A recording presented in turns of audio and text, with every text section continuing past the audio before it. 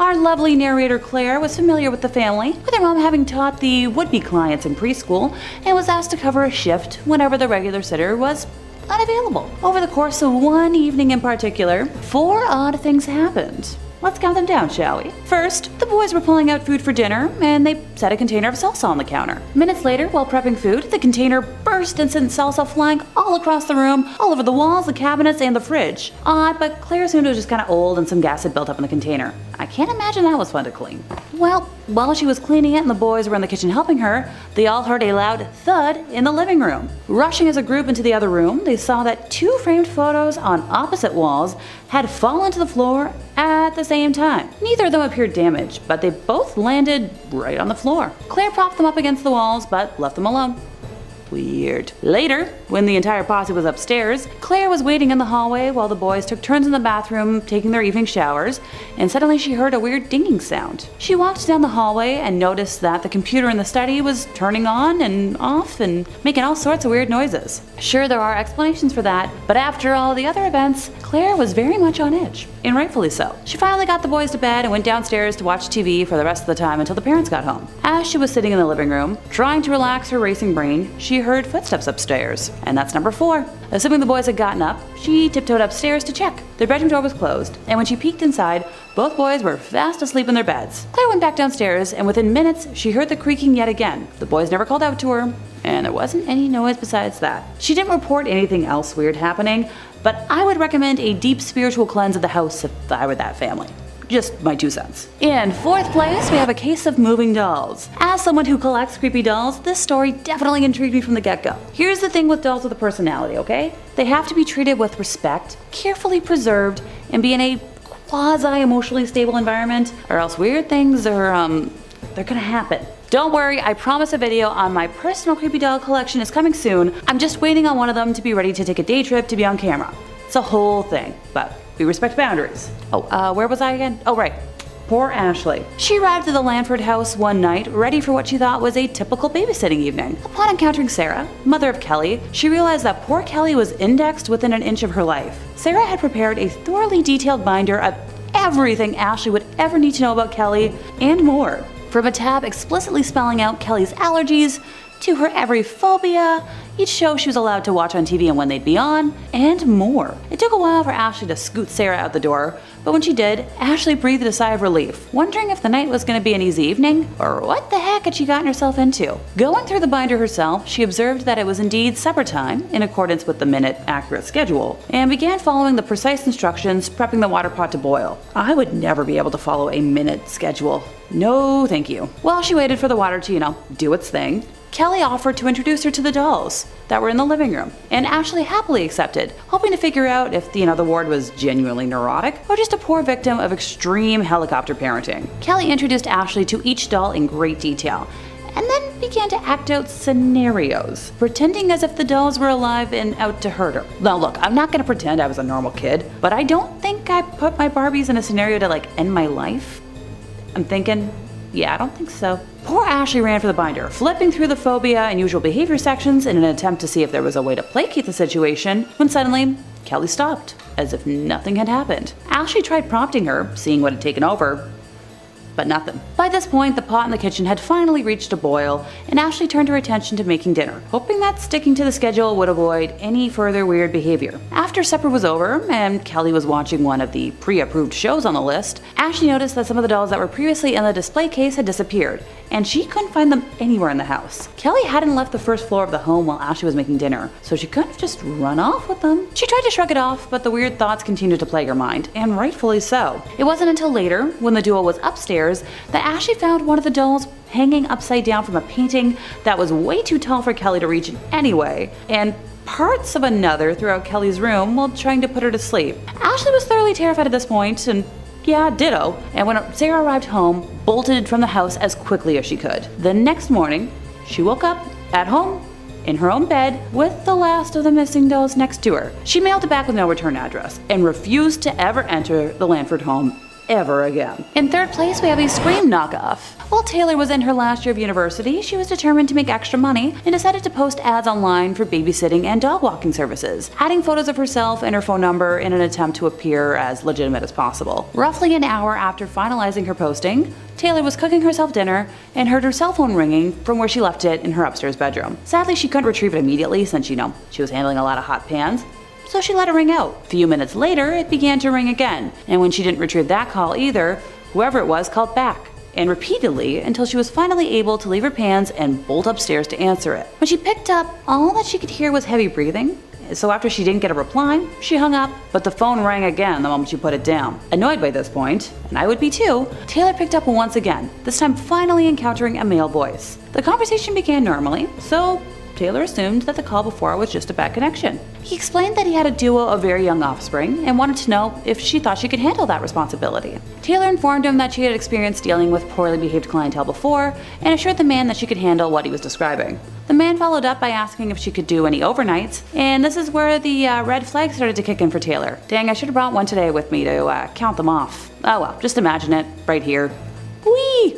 Thanks to common sense kicking in, she firmly said that she would not babysit overnight and was met with only heavy breathing in response. She asked if he was still there, and after a period of silence, the voice asked, "Are you a virgin?" Taylor, completely stunned, hung up the phone immediately. The phone kept ringing nonstop for the next hour. The awful man had withheld his number, so she couldn't specifically block that number at first, but then eventually found the function to block withheld numbers on her phone, did it, deleted her number from the ad site, and went on to message every other person on there in her local area with a babysitting ad to warn them, finding out that this caller was a common annoyance or rite of passage to those who had listed their numbers. Poor Taylor was so scared that she was jumping at every shadow for the rest of the evening. In second place, we have the end of a life. Sheila Shrock was a teenage orphan who lived with her older brother in Birmingham, Michigan, an attractive and affluent community. Sheila was babysitting in an upstairs room of a house at 1772 Villa Street early in the evening of January 19th of 1976 when she was surprised by a man who had just come from breaking into 3 other houses in the neighborhood, holding a pry bar and a screwdriver. Her assailant, described by a witness as a thin young white male, somewhere between the ages of 18 to 25, around 5'10" or 6 feet, with a sparse beard, prominent nose, pointed chin,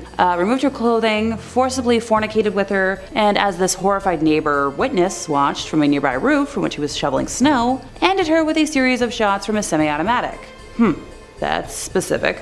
Allegedly, the attacker looted the home, making off with a firearm, jewelry, and blended in with the crowd on the street to escape. The eyewitness described the vehicle as a 1967 Cadillac, and even with all this detailing, he has never been apprehended. Poor Sheila. Like, that is such a specific remembrance of somebody's face, and even with all that, you can't apprehend him? Dang. In first place, we have a complete kidnapping. On October 24th of 1953, Viggo Rasmussen, a professor at La Crosse State College in Wisconsin, hired Evelyn Hartley, the daughter of a fellow professor, to take care of his own very young daughter. That evening, Evelyn's father Richard called the Rasmussen house several times after she failed to check in as planned around 8:30 p.m. and was met with no answer each time. Concerned, he drove to the house, and when he arrived, the doors were locked, the lights and radio were on, and items were scattered all over the house. The living room furniture had been moved around to different places, ditto for Evelyn's school books. Richard found her shoes in different rooms, with one shoe upstairs and another downstairs. He also found his daughter's broken glasses upstairs, but no sign of his actual daughter anywhere in the home. During the search of the house, Richard observed that every room that could be locked was in fact locked, minus a basement room at the back of the house that had an opened window that was missing a screen. The missing screen was located outside of the room in the backyard, leaning against a short step ladder. Pry marks were found on some of the windows, and footprints have been found in areas of the house, along with traces of red fluid, leading to red handprints, on the garage that was over 100 feet away. Oddly enough, the charge Evelyn was watching was still fast asleep and unharmed. Police believe someone took Evelyn through the yard, but dropped her on the ground before carrying her further, and this was supported by the police dogs who tracked her scent trail that ended 2 blocks away, where it's assumed that she was tossed into a vehicle, just like a sack of potatoes. They were told by one neighbor that they had seen a car repeatedly driving around the neighborhood, and another person who lived nearby claimed they had heard screams an hour earlier, assuming it was just from local kids playing. Now, before anyone calls out nonsense on that, have you heard kids playing in the neighborhood? That gets loud. 2 days after the incident, local resident Ed Hoffer told police that while driving his vehicle, he was almost hit by a dark green, two-tone 1942 Buick as it was speeding in a westerly direction. So for me, I'm like, okay, green car? Inside the Buick, Ed reported seeing one man was driving the vehicle, while a second man was in the backseat with a girl. Ed also reported that a few minutes before the incident, he had seen the same two men with the young girl as he was pulling outside his brother-in-law's house, located conveniently around the corner from the Rasmussen house. Ed stated that the girl was wedged between the two men, and he had thought that she was, intoxicated, as the two men were holding her by the arms as they were walking down the street. Now, if you think this all sounds a little too suspicious and made up, you're not alone. The police did bring in Ed as a suspect, but sadly he passed 2 lie detector tests, and no remains or DNA were found on his property. Some folks, such as myself, are pretty sure he had something to do with all of this. Several days after that fateful night, various items of clothing, many of which were stained with red, were found at different locations, and tests proved that the red stains matched Evelyn's DNA. Over 1,000 members of the local community, including law enforcement officers, the National Guard, Boy Scouts, and La Crosse State college students and faculty participated in a search. A vehicle inspection program was also undertaken with the intent of searching every vehicle in La Crosse County. Gas station attendants were asked to check cars for red stains, and recent graves were reopened to determine if Evelyn's remains were placed with a recent burial. In May of 1954, mass lie detector tests were conducted on La Crosse area high school boys in an attempt to find out more information about Evelyn's disappearance. Though local authorities had planned to test, 1,750 students and faculty, the testing was controversial and was halted after around 300 were tested. And to this day, no clue what happened to Evelyn. Kicking us off in 5th place, we have water park troubles. This tale takes place at Schlitterbahn, which is a theme park owned by Cedar Fair in Texas on the Raging Rapids portion of the Lazy River. Our narrator Vanessa and her friends didn't expect anything intense from the ride. They were all just, looking forward to relaxing, watching the water go by, enjoying the scenery. As expected, the ride wasn't super intense whatsoever at first, until it hit a patch of white water, and because of the angle that the raft hit the bump, Vanessa and her companions were launched into the river. Nope, that's not supposed to be part of the ride.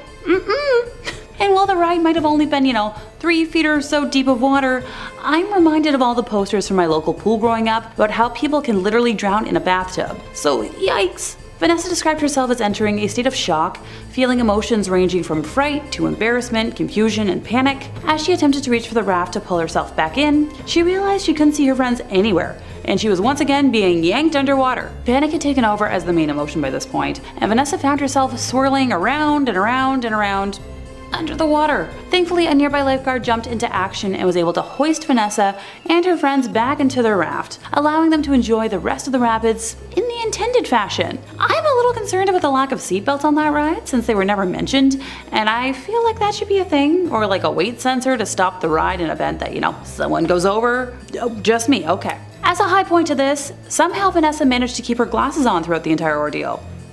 Go Vanessa! In 4th place, we have an urban legend from Canada's Wonderland. Time to move on to a Cedar Fair park that's a little closer to home. As someone who spends most of September through December at Canada's Wonderland every year, I just knew I had to include this ghost story in today's list. While Wonderland might be home to the scariest of scary monsters every October, the iconic Wonder Mountain is actually home to a ghostly spirit all year round. Construction of the iconic theme park happened between 1979 until 1981, with construction of the mountain alone involving a dozen local companies under Cincinnati engineer Curtis D. Summers. Now, while we don't know the name of our victim, one of the construction workers who was working on Wonder Mountain passed on the job, and for the most part, the details of his passing and specifics have been kept pretty secret. I tried. I promise I tried. This ghostie haunts the mountain to this day, specifically the Thunder Run ride. If the ride operators don't greet the area with good morning and good night at the beginning and the end of each operating day, the ride will malfunction and cease operations until given the proper respect. Honestly, I'm all for inviting the ghost to roam the park during Halloween haunt. What's the worst that could happen? An actual ghost over in Ghostly Pines or Spirit Manor would be so much fun to see. Oh, just my own opinion again?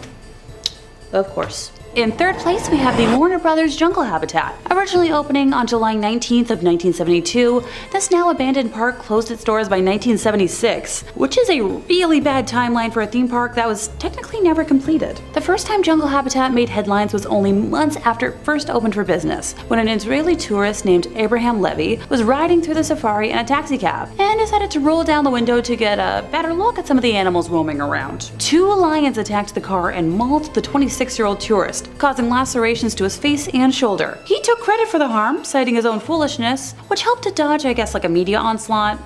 For the most part. By the end of the year, reports of animals escaping into the wilds of West Milford, which is where the park is located, were far too many in volume to be ignored. Besides the sightings of harmless animals like peacocks, there were numerous rumors spreading about dangerous animals such as like a pack of wolves and a lion being sighted along like local roads. Okay, look, I grew up in the land of moose, and I wouldn't want to see one of those on the side of the highway. I can't imagine seeing a lion on the side of one. These sentiments voiced way back in the day are identical to the rumors still running rampant today. Tales told by local residents who have, like looked out into their backyards include wandering ostriches and a band of baboons running amok in the town's pharmacy. Guess they needed a prescription filled. Emus, baboons, and even wolves are just some of the uncaged critters which have been known to actually have escaped the park. I feel like I found the origins for the Night at the Museum franchise. On July 8th of 1974, a 68-year-old visitor from Long Island was grabbed by the trunk of a baby elephant, which then slammed her against a fence and bit her. The woman, her name's Elizabeth Ennis by the way, was later awarded $200,000 by a court. In an account in the New York Times, she claimed the elephant bit her on the right hand, and because of the trauma incurred by being slammed into the fence, she had persistent pain in her right side that prevented her from lifting heavy items. Her husband was awarded $5,000 for the loss of companionship. I'm just glad that's all that she went through. Goodness, elephants are pretty big. The animals also had a tendency to damage the cars that passed through, and a museum for the park that exists online now says that the tigers like to bite and pop car tires, and monkeys like to rip antennas off the cars. Sounds like a lack of good animal training and boundaries to me, but I'm no animal expert. Right after the park closed in October of 1976, some of the animal carcasses were left outside. This pile grew until, 30 animal bodies, including that of an elephant, a bison, a camel, and some zebras, were all left lying until April, when the ground had thawed enough to finally bury what was left of them. The 6 months that they were left exposed was a violation of state laws, which stated that any animal should be buried within 48 hours of its passing. Despite this violation, Warner Brothers were not sanctioned. Jungle habitat is gone now, but never forgotten. Reports of mysterious kangaroo sightings in remote corners of West Milford still turn up from time to time. Be careful, kangaroos hurt. In second place, we have the Joyland deaths. Located in Wichita, Kansas, Joyland once featured state-of-the-art rides and attractions, holding a reign of 55 years of fun and joy. Today, the once popular park is being reclaimed by nature, piece by piece by piece by piece. Joyland came into existence on June 12th of 1949. It was founded by Lester Ottaway and his sons, Herbert and Harold. Now, Herb had a passion for steam engines and race cars, and he refurbished both types of vehicles. By 1934, Herb Ottaway had refurbished a miniature steam locomotive and cars, and was traveling with them to county fairs in Kansas and Colorado. Joyland was originally opened to give Herb's refurbished locomotive a more permanent home. As the attraction became more popular, the Ottoways eventually added a number of different rides and games to the amusement park. Now, Lester Ottaway passed away in the mid-1950s, but his sons continued running Joyland until the early 1970s, when they decided to, retire.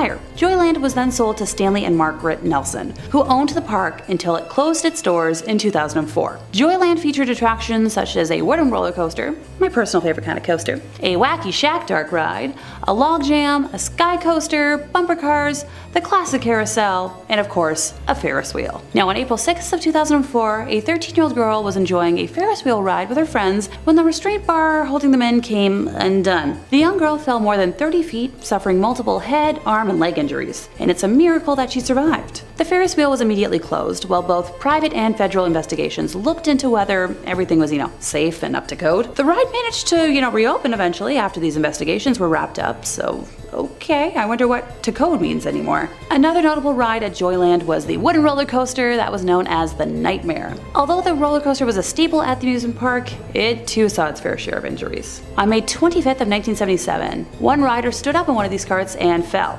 He passed at the scene from injuries sustained from the fall. Another death occurred 20 years later on August 27th of 1998 when a 35-year-old maintenance worker named Kevin Briley was under the ride trimming the grass. He stood up and was tragically hit by the roller coaster. He also died at the scene from his injuries. My heart hurts telling that tale because I'm such a huge lover of traditional wooden roller coasters. There's just something about narrowly avoiding whiplash that I personally find thrilling. Joyland closed its doors in 2004. maybe it might be worth, a little urban exploration. In first place, time to visit the ghosts of the Enchanted Forest. The whimsical 20-acre amusement park was built in an Oregon forest and boasted handcrafted attractions like Storybook Lane and Toftville Western Town, along with rides like the Ice Cream Mountain bobsled roller coaster and a big timber log ride. Sounds pretty magical, right? Yeah, that all depends on who you ask. Though many folks experience nothing more than a charming park, other more abnormal experiences are definitely not in line with a regular amusement park. For many, a visit to the Enchanted Forest can be a supernatural phenomenon, and I know I'd be happy either way. I love all things fantastical and wonderful and whimsical, but also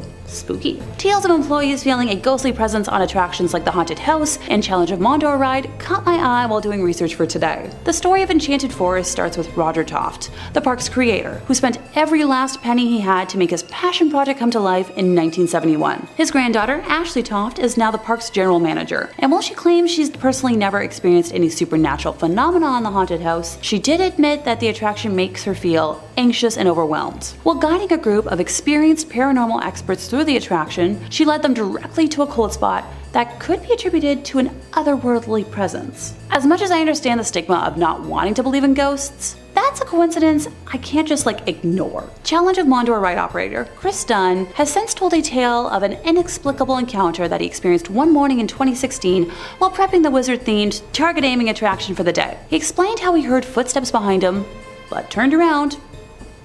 No one there. Mere seconds after hearing the footsteps, he described being hit with a strange energy throughout his body, one that made him dizzy and gave him a horrible case of chills. Now later in the day, the same thing happened, but with more intensity. He took photos of the ride not in operation and captured images of what looks to be an orb that changes shapes in 3 sequential photos. The team of investigators I mentioned before were granted permission to spend a night unsupervised at the park and experience the chilling energy and the Challenge of Mondor and managed to communicate with a spirit in the haunted house. Notice how I haven't mentioned a park tragedy yet as the cause for anything? That's because, unlike the other places on this list, there wasn't one.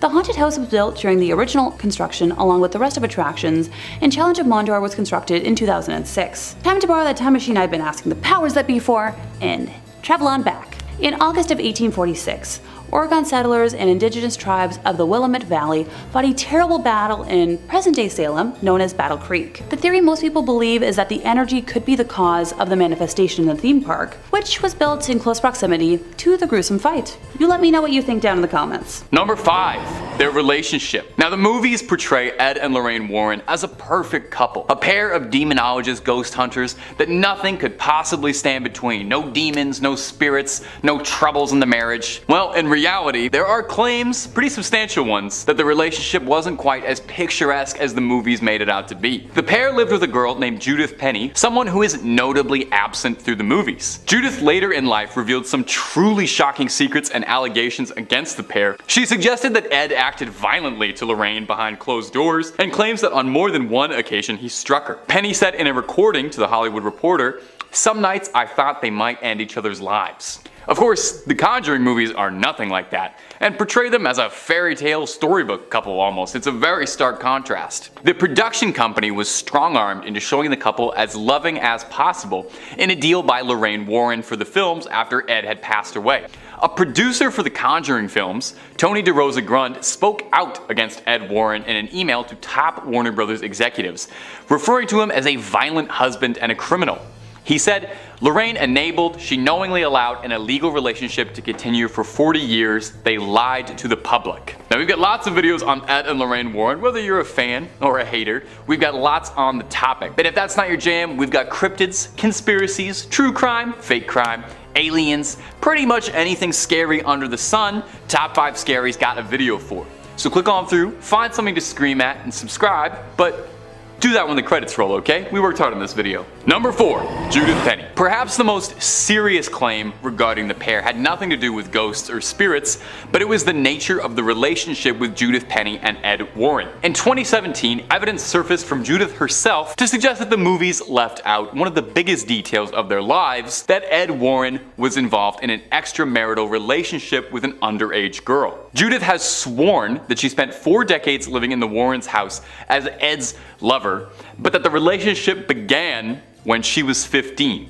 The claim goes on to state that the couple told people she was their niece or a poor girl that they had taken in, since she had nowhere else to go. In 1963, actually, Penney was arrested and taken into custody after a concerned citizen who noticed this reported the nature of their relationship to local police. She was ordered by the court to attend a delinquent youth office for a month. Penney would tell that Ed would pick her up from school and drive her to these meetings. Now obviously these are substantial claims and serious allegations. These didn't come out until after Ed had passed, but perhaps the most concerning piece of evidence was a bizarre contract Lorraine demanded that New Line Cinema follow. This strange deal insisted that Lorraine serve as a consultant on all of the films, which makes sense, they're about her. Where it gets a bit odd is restrictions that said the films could not show the Warren characters engaging in any criminal acts, could not show Ed Warren committing any extramarital acts, or romantically involved with younger people. Very suspicious. One executive at New Line said they had never seen a deal like that before in their career. It certainly raises a very uncomfortable question: why would these things specifically be demanded not to be done?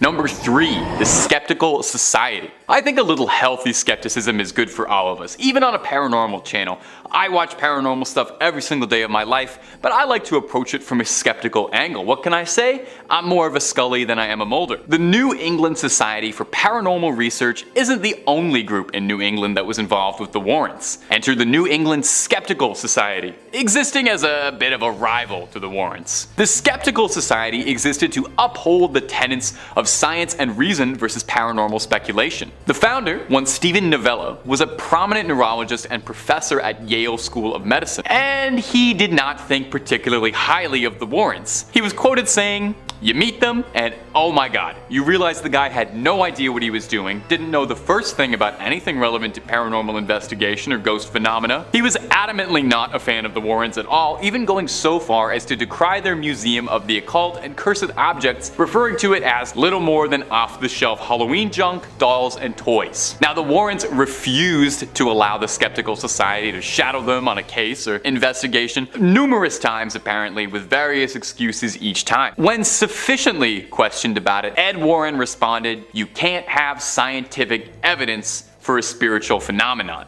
An outright investigation by the society printed in a newspaper read, "The Warrens claim to have scientific evidence which does indeed prove the existence of ghosts," which sounds like a feasible claim into which we can sink our investigative teeth. Now, what we found was a nice couple. Some sincere people, but absolutely no compelling evidence. Number 2, the White Lady Ghost. Continuing on with the Skeptical Society, the frequent detractor of the Warrens, many critics of the Warrens have noted their consistent lack of evidence for their cases. They've got a museum of cursed objects and haunted relics, but they don't seem to have any actual hard evidence of ghosts. The most prominent bit of evidence that they've ever put forward was a photo from the Amityville horror case allegedly depicting a ghost descending a staircase, but there is a lot of evidence to suggest the Amityville case was a fraud as a whole, and should probably be questioned reasonably. One infamous ghost Ed Warren claimed to have seen was that of the White Lady Ghost, a ghost dressed in all white that haunted the Union Cemetery. Stephen Novella repeatedly questioned Ed, saying that if they had this video footage of a ghost somewhere,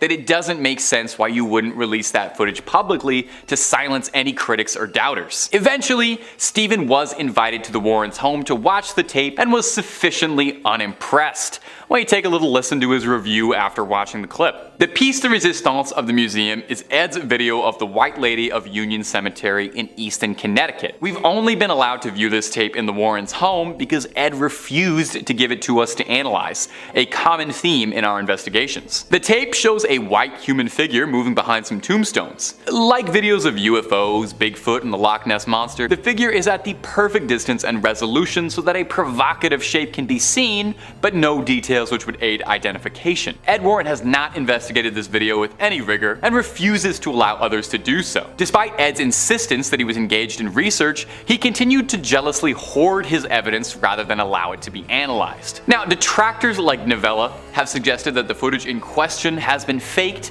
and it was just someone in a sheet. This footage actually is available now. After decades and decades of just talking about it, You can see the footage for yourself. It's available now on their son-in-law's personal YouTube channel after Ed had passed, and I will admit it is a bit blurry. It is kind of hard to make out anything. Number 1, the Amityville hoax. Now, besides the Conjuring, one of the biggest cases the Warrens were ever involved in was the Amityville horror. Before the Conjuring cinematic universe kicked off and they made 3 Annabelle movies, they were making films and books about the Amityville story. It gripped America as it was a truly bizarre haunting case. Well, except for the fact that there seems like there's a big pile of evidence to suggest the case was greatly exaggerated for the cameras and media. The book was a bestseller and the movie was a hit, but take a listen to some smaller inaccuracies. For one, the Lutz claimed that they found demonic footprints in the snow, but weather records around the time of the incident showed there was no snowfall. The book and the film also both refer to police being called to the house, but no records show that police were ever contacted during this time. Perhaps most incriminating is William Weber, who is the attorney for Ronald DeFeo, has claimed multiple times that the entire story was all a hoax collaboratively created between the Lutz family, novelist Jay Anson, and the Warrens. This wouldn't even be the first time it seemed like the Warrens were more interested in a good story than the truth. The Haunting in Connecticut story was written into a non-fiction novel by Ray Garton, a horror novelist who was commissioned by the Warrens to tell the story. He claims that he found the experience very frustrating as an author because while he was trying to report on the story, the Snedeker family involved in the case could not keep their details straight and were providing several conflicting stories. He pressed Ed Warren on it, and Ed told him, "They're crazy. All the people who come to us are crazy, that's why they come to us. Just use what you can and make the rest up. You write scary books, right? Well, just make it up and make it scary. That's why we hired you." In our 5th place position, we have my favorite creepy doll, Annabelle. Back when I was in high school, I actually got to portray her in a local haunted house, which was the beginning of my scare acting career. Hey, I promise I am quite terrifying if I want to be. I promise.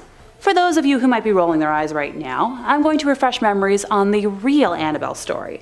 So feel free to cozy up and listen. Donna and Angie were student nurses and good friends who had decided to room together while in school. And for Donna's 28th birthday, her mom had gifted her a very large Raggedy Ann doll, something she was thrilled about. Personally, I'd react the same way. Let the record know that I'm always down to accept gifts of dolls or plushies. Soon after adopting the precious doll, Donna started to notice some weird behavior. She would leave Annabelle in her bed every morning behind her locked bedroom door, seating her the same way with her arms and legs crossed, and would come home at night to Annabelle having moved rooms and in positions that weren't possible. She's described a few instances of the doll kneeling, and speaking from experience, stuffed dolls can't kneel without falling for more than a few seconds. Donna and Angie then started finding notes left throughout the apartment, written on parchment paper in red pen. 2 things they didn't own. When Donna's boyfriend Lou started criticizing the doll, unexplainable handprints and scratches began appearing on his body. And that's when the girls made the decision to call a priest, who then brought in the Warrens. They were able to calm down the entity enough to remove it from the home and transport her to their museum, where she resides to this day. Now, the footage I'm talking about here is from the visitors who have visited Annabelle in her current residence over the years. If you look closely, you can just see the energy that's alive in her. Also, if she was never removed from her box until like the last few years, how is she able to change position ever so slightly from one video to the next? You tell me here. In 4th place, we have footage from a Buddhist exorcism. Known as parita, which can be translated as protection or safeguard, it refers to the Buddhist practice of reciting certain verses and scriptures in order to ward off misfortune or danger. The practice of reciting or listening to the parita suttas began very early in the history of Buddhism. The Mahavamsa contains the earliest historical reference to this practice, describing how Upatissa I instructed monks to recite the Ratana Sutta throughout the night during a period when Sri Lanka was afflicted by plague and diseases. In the Pali literature, these short verses are recommended by the Buddha as providing protection from certain afflictions. The belief in the effective power to heal or protect of the Sakakariya, or asseveration of something quite true, is an aspect of the work ascribed to the Parita. It is also widely believed that all-night recitations of Parita by monks bring safety, peace, and well-being to a community. Parita discourses can be recited at events like a funeral or on the death anniversary of a loved one, and can also be recited to placate antagonistic spirits. In 1987, Ed and Lorraine took a trip to Japan to offer their expertise in some cases that were ongoing in different parts of the country, with one of their stops being to a Buddhist temple. Describing everyone they encountered as lovely, Ed and Lorraine were shocked when they came upon not 1, but 2 people under possession. Ed described one as being under the influence of a snake demon, as they slithered around the floor constantly, with their tongue darting in and out of their mouth. The possessed people were blindfolded, so the demons couldn't witness the rites, as the Buddhas went through the rituals and chanted around them. After the spirits were cast out, a bonfire was built to help guide them towards the afterlife. The footage we see is from a later round of prayers, which was held because one of the sets of spirits refused initially to depart from her attached soul. You can hear Lorraine attempting to guide the spirit out with the aid of a translator, coaxing Teresa to go on to the light and fly away, that her family was no longer here. In third place, we have the elusive White Lady of Union Graveyard. Some believe she is Harriet Seeley, whose young son passed shortly after being born, and Harriet herself passing soon afterwards. Legend believes she may have died in hopes of finding her son, and still wanders their final resting place searching him out, while others believe she is the ghost of a woman from the 1940s who killed her husband and later herself and is doomed to wander the graveyard. You tell me which one you believe. Her physical description is the one thing that remains consistent. She is a young woman wearing a white dress with dark hair. Thank goodness I'm not wearing white today. It seems as if she enjoys scaring the daylights out of the living, which, hey, my kind of gal. Many who have witnessed her believe they have almost hit her with their vehicle, only to find no trace of her once they pull over, while others claim they have often seen her hovering slightly above the ground around the cemetery, going back and forth amongst different gravestones. In 1993, local firefighter Glenn Powell received a call about a transformer explosion and drove to the scene of the incident with a police officer and observed a female driver following closely behind him on the road. He remembers the night sky had turned pink, my favorite color, and the explosion emitted large amounts of electricity that had made the hair on his arm stand up at a close distance. Glenn was driving along the road beside the cemetery when the officer seated next to him yelled, "Watch out!" In the middle of the road was a woman with, you guessed it, long brown flowing hair and wearing a white Victorian nightgown. Glenn described seeing a surprised look on her face before slamming on the brakes, but was unable to avoid hitting her, describing it like hitting a brick wall, with the back of his truck flying into the air and the policeman next to him being launched into the dashboard. The driver behind him jumped out of the car and helped the two men search the area of the crash to check on the woman. Glenn is quoted as saying, "There was no red bodily fluids, there was no clothing, there was nobody, there was nothing." Located in Connecticut, Lorraine used to often take walks through the cemetery, saying that it was one of the most haunted places around. Ed caught the White Lady on camera on September 1st, 1990 at 2:40 a.m., his 7th night in a row of filming at the cemetery, determined to have footage as proof, and we can show some of that footage to you now. He described dark figures surrounding her, shapes that he said were wood ghosts that seemed to jump on her while they all argued. In second place, we have the Amityville Horror. On November 13th of 1974, Ronald DeFeo Sr., his wife, and 4 of their offspring, Dawn, Allison, Mark, and John, had their lives ended by a firearm inside their home in suburban Amityville, New York. And at the time, homicide detectives claimed it was the largest number of victims in a single slang on Long Island. The deceased were found in their nightclothes and were shot in the back, apparently while they were asleep. There were no signs of a struggle inside the home, where a sign hanging outside the main entrance read, "High hopes." Sure. The killings were reported by the only surviving member of the family, the oldest son, Ronald. He told the police that he arrived at the home shortly after 6 p.m. but found the front door locked, so he crawled into the house through a window and stumbled across the icky scene. He later confessed that he had ended the lives of his family around 3:30 a.m., acting out the scenes for detectives as he described how he took out his family one by one, with the weapon eventually being found in Amityville Creek. Ronald's trial began in October of 1975. His defense attorney, William Weber, tried to make a case that the defendant, who allegedly heard voices, was innocent by reason of insanity, but the court eventually sentenced him to 6 concurrent 25-year to life sentences. Try saying that 5 times fast. Eesh. A year later, the Lutz family moved into the now abandoned home, and that's where this goes from simply tragic to much, much more. Most of the DeFeo family's furniture was still in the house, because it was included for $400 as part of the deal. You know what, I'd take that deal too. A friend of George Lutz, the father of the family, had learned about the history of the house and insisted on having it blessed, and at the time, George was a non-practicing Methodist and had no experience of what this would entail. Kathy, the mom, was a non-practicing Catholic and explained the process to him. George knew a Catholic priest named Father Mancuso who agreed to carry out the house blessing. He arrived to perform the blessing while George and Kathy were unpacking their belongings on the afternoon of December 18th, 1975, and went into the home to carry out the rites. When he flicked the first amount of holy water and began to pray, he heard a masculine voice demand that he get out. When leaving the house, the priest did not mention this incident to either George or Kathy until December 24th, when he called George and advised him to stay out of the second-floor room where he had heard the mysterious voice, which happened to be the former bedroom of Mark and John DeFeo that Kathy had planned to use as a sewing room, but the call was cut short by static. Following his visit to the house, the father allegedly developed a high fever and blisters on his hands, similar to stigmata. At first, George and Kathy experienced nothing unusual in the house, but the horrors that happened over the next 28 days were awful for the Lutz family, bearing witness to slime pouring out of their walls, strange odors throughout the home, and George would wake up at 3:15 every morning, which is right around the time Ron DeFeo carried out his original crimes. A garage door would open and close on its own, an invisible spirit knocked a knife down in the kitchen, a pig-like creature with red eyes was reported staring at George and his son Daniel through a window. Also, Kathy and two of her children experienced bouts of levitation while trying to sleep. The footage we have from this heinous month is of a boy with glowing eyes, believed to be the spirit of the late John DeFeo. By mid-January of 1976, after another attempt at a house blessing by George and Kathy, they experienced what would be their final night in the house. Now, the Lutzes were never able to give a full account of the events that took place on this occasion, describing them as too frightening. After getting in touch with Father Mancuso, the Lutzes decided to take some belongings and stay at Kathy's mother's house in nearby Deer Park, New York, until they had sorted out the problems with the house. They claimed the phenomena followed them there, describing greenish-black slime coming up the staircase towards them. Yeah, no thanks. And finally, in first place, we have footage of an American exorcism. While the video is blurred out on YouTube to protect the identity of the poor girl, I personally think it's up there as one of the most frightening things I've ever seen. At an hour and 20 minutes long, it depicts a Catholic bishop in Connecticut attempting to converse with a demonic entity that has possessed the body of an innocent young woman, while her family restrains her. Ed and Lorraine were the ones to alert the church to the possession after meeting her during an audience chat session that was held at the conclusion of one of their public presentations. During portions of the exorcism, when prayer is done, you can hear the demon acting wildly, and it originally refuses to give its name, both of which are quite common in cases of demonic possession. Eventually, we learn that there are 4 demons possessing our victim, with one of them identifying themselves as Robert, which happens to be a name associated with the son of Satan. I'll let a snippet roll now, allowing you to hear the woman for yourself. At number 5, the trial of Arne Johnson. Also known as the Devil Made Me Do It case, this is the first recorded court case in United States history that used demonic possession as basis for a defendant's claim that had ultimately resulted in the first-degree manslaughter of Connecticut man Alan Bono. It began with the Glatzel family after their 11-year-old son David had allegedly been possessed by a demonic beast who assaulted him in an attic.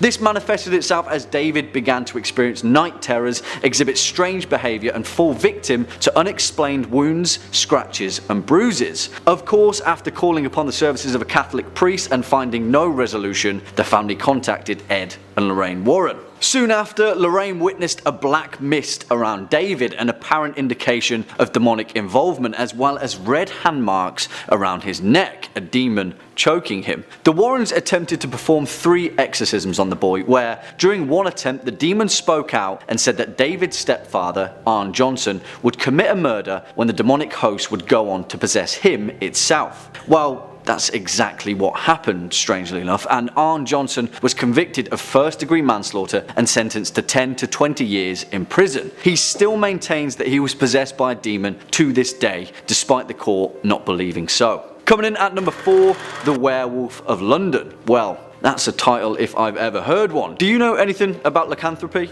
The supernatural transformation of a person into a wolf? On the other hand, scientifically speaking, defined as clinical lycanthropy, a rare psychiatric disorder that involves the delusion of bestial transformation, often exhibited as a wolf. Meet Bill Ramsey, a London man or wolf who had allegedly demonstrated demonically possessed lichen behaviour since the age of 9. In 1983, as a grown man, he admitted himself to an institution desperate to get help for his affliction. According to Bill, he would display superhuman strength and feel a rabid, frenzied urge to bite his family and relatives before succumbing to a strange seizure and convulsion. While in hospital, Bill had an overwhelming craving for blood and went on to attack a nurse while barking like a dog. A few years later, after being released from hospital, he went into a wolf-like rage and attacked a police officer with superhuman force. It took 6 more police officers to finally restrain the beast, leading to widespread news coverage and mass hysteria of a werewolf in London. Of course, this caught the attention of Ed and Lorraine, and they flew him out to Connecticut, performed an exorcism on the wolf demon, and he was right as rain. Job done. Everyone's a winner.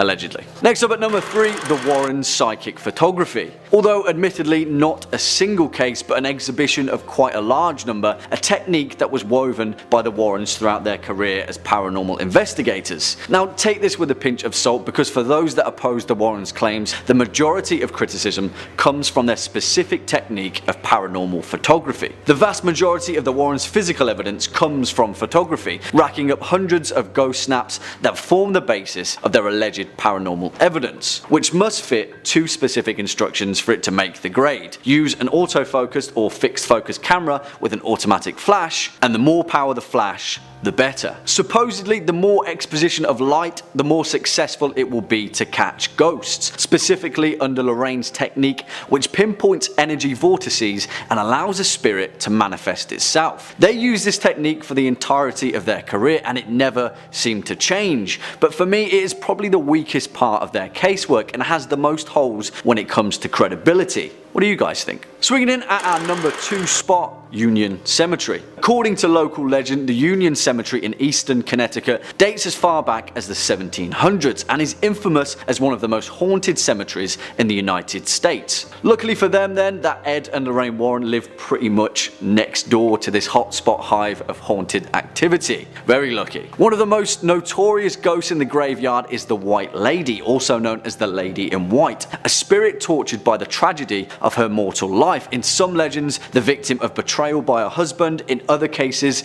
murdered by her illicit boyfriend. Well, luckily for us, Ed Warren claimed to have captured footage of the White Lady on camera. He first recorded the White Lady on September 1st, 1990 at around 2:40 AM when he heard a woman weeping beyond the gravestones, looked out and saw hundreds of strange lights floating around, which manifested into the figure of a young woman dressed in white with long, dark hair. He screwed up when he walked towards the figure though, and the ghost disappeared. According to Ed's advice, you never walk towards the ghost, you let the ghost come towards you, because a human can change the molecular and magnetic field when a ghost is materializing. Useful. Well, sounds like crazy footage, right? Something to catch on camera. Well, unfortunately for us, Ed Warren refused to show evidence of this particular video, instead hoarding it for himself, despite urges for it to be analysed by the scientific community. And finally, coming in at our number 1 spot, the Snedeker House. This one is pretty messed up even when you remove the paranormal element. Otherwise known as A Haunting in Connecticut, which went on to inspire the Hollywood film of the same name, although Ed and Lorraine reportedly detested the film for its historical inaccuracy, claiming that so much more happened than what the film depicted. According to them, the real story involved the Snedeker family, who purchased their family home at a knockout price due to it serving previously as, wait for it, a funeral home and mortuary. Yeah, you're kind of just asking for it there really. Not only that, but there was also a graveyard outside. Take the hint. If you take local legend into account, the house was home to some pretty vile deeds, where staff at the funeral home were rumoured to have been caught in acts of necrophilia, leading to an infestation of malevolent spirits. As events unfolded, the Snedeker family were terrorised by demonic occurrences, tap water running with blood, children being mysteriously spun around by invisible forces, and the family waking up to toe tags attached to them like that of a corpse. Now, this case has been hotly disputed, and the Warrens were famously criticised for their involvement with the Snedeker family, who were reportedly involved in some serious drug and alcohol abuse, which formed the basis of their paranormal claims rather than actually being terrorized by a demonic spirit. Nevertheless, Ed and Lorraine stood by their involvement as one of the most terrifyingly paranormal occurrences throughout their entire career, and Lorraine maintains this stance long after Ed Warren's passing. Starting us off in at number 5, psychic photos. If you're a fan of our channel, you may remember a video that we did on the eerie objects and artifacts that you can observe at Ed and Lorraine's Occult Museum in Connecticut. Well, here they go into detail about one particular type of creepy object that they have a handful of at their museum: psychic photographs. So what are psychic photographs? According to Ed Warren, a psychic photo is a phenomenon in which a camera, being an impartial witness, captures a ghost on film. But the crazy thing is that the image that you see of the ghost is one that it projects itself, an image of what it believes it looks like. This clip explores how exactly that happens, and the Warrens describe instances in which they've witnessed spirit forms appearing beyond the physical eye. Ed also tells of how he captured the White Lady of Union Graveyard with his camera, one of their most famous images. We could put the first slide up and look at it. Wow. Well, there you're seeing your stereotype ghost. Look at the appendage-like arms and legs. You know, when you see these little cute ghosts that are painted and drawn on Halloween, this is your stereotype ghost right here. And at number 4, the Amityville House. This piece of footage, published by Mysterious World, features Lorraine Warren retelling her experience at the Amityville House. The Warrens in the past had gone to the famous Amityville House. It's one of their most famous cases. It's the place in which a man named Ronald DeFeo Jr. shot and killed 6 family members of his in 1974. And a year later, a new family, the Lutz family, had moved into the residence, only to be terrorized by a violent demonic presence. The Warrens had visited the house in an attempt to help the Lutz family, part of which was adapted into the 2016 movie The Conjuring 2. In this video clip, we get more insight on what the real-life events that occurred there were like. Lorraine tells her interview that, I quote, "Places like Amity, if you gave me $1 billion, I wouldn't go in that house again, because it messed up my life and my husband's life." She also tells the interviewer that the Amityville house was where she levitated, which is pretty creepy. And at number 3, the effects of seeing a ghost. This 7-minute video features Ed and Lorraine Warren alongside a guest of theirs named Rod. Rod had seen multiple ghosts and has a discussion with the paranormal experts about the aftermath of seeing a ghost and how it affects one's life. He goes on to explain the intense sorrow that he felt after seeing the ghost, which just so happened to be the White Lady of Union Graveyard. He experienced night terrors, was extremely upset, and had excessive tremors for months, reoccurring whenever he was reminded of the event. Ed goes on to explain that the sadness that Rod felt is something called radiotelethesis, which happens when a human picks up on the emotions of a spirit when they have a close physical encounter. The fact that something like this could occur to any individual is pretty darn creepy. A good friend of mine had died, and a couple nights after that, sitting in my bedroom, I saw the figure of a woman in front of my windows. So my bed was on this end of the room and my windows were there. And from the light coming in, I could see a woman sitting looking out my bedroom window, and where the window ended, that's where the figure ended. And at number 2, the Borley Rectory. The Borley Rectory is said to be one of the most haunted places in the UK. A nun had been buried within the walls of its church, and once found was moved to a nearby graveyard. But ever since, there's been some serious haunting. According to this video though, Ed and Lorraine have been to that location over 200 times. Talk about courage. The duo discussed their first experience at Borley Church in 1976, with Lorraine saying that the investigator that she was with, who was very skeptical to begin with, was assaulted by a spirit, claiming he could not breathe, and that something was pushing him. Later on, they listened back to the audio that they were recording while they were there. Lorraine said that you could hear a woman's voice over his screaming, saying the words, "Hit him, hit him." And finally, in at number 1, poltergeists. In this clip from a documentary, Ed and Lorraine talk about poltergeists and their dangers. It features a clip of them that they recorded with a family in Connecticut dealing with a poltergeist, with the family's face blurred out in order to give them privacy. It starts off with the group saying prayers, and then Ed tries to communicate with the spirit. We hear the spirit making banging noises in response.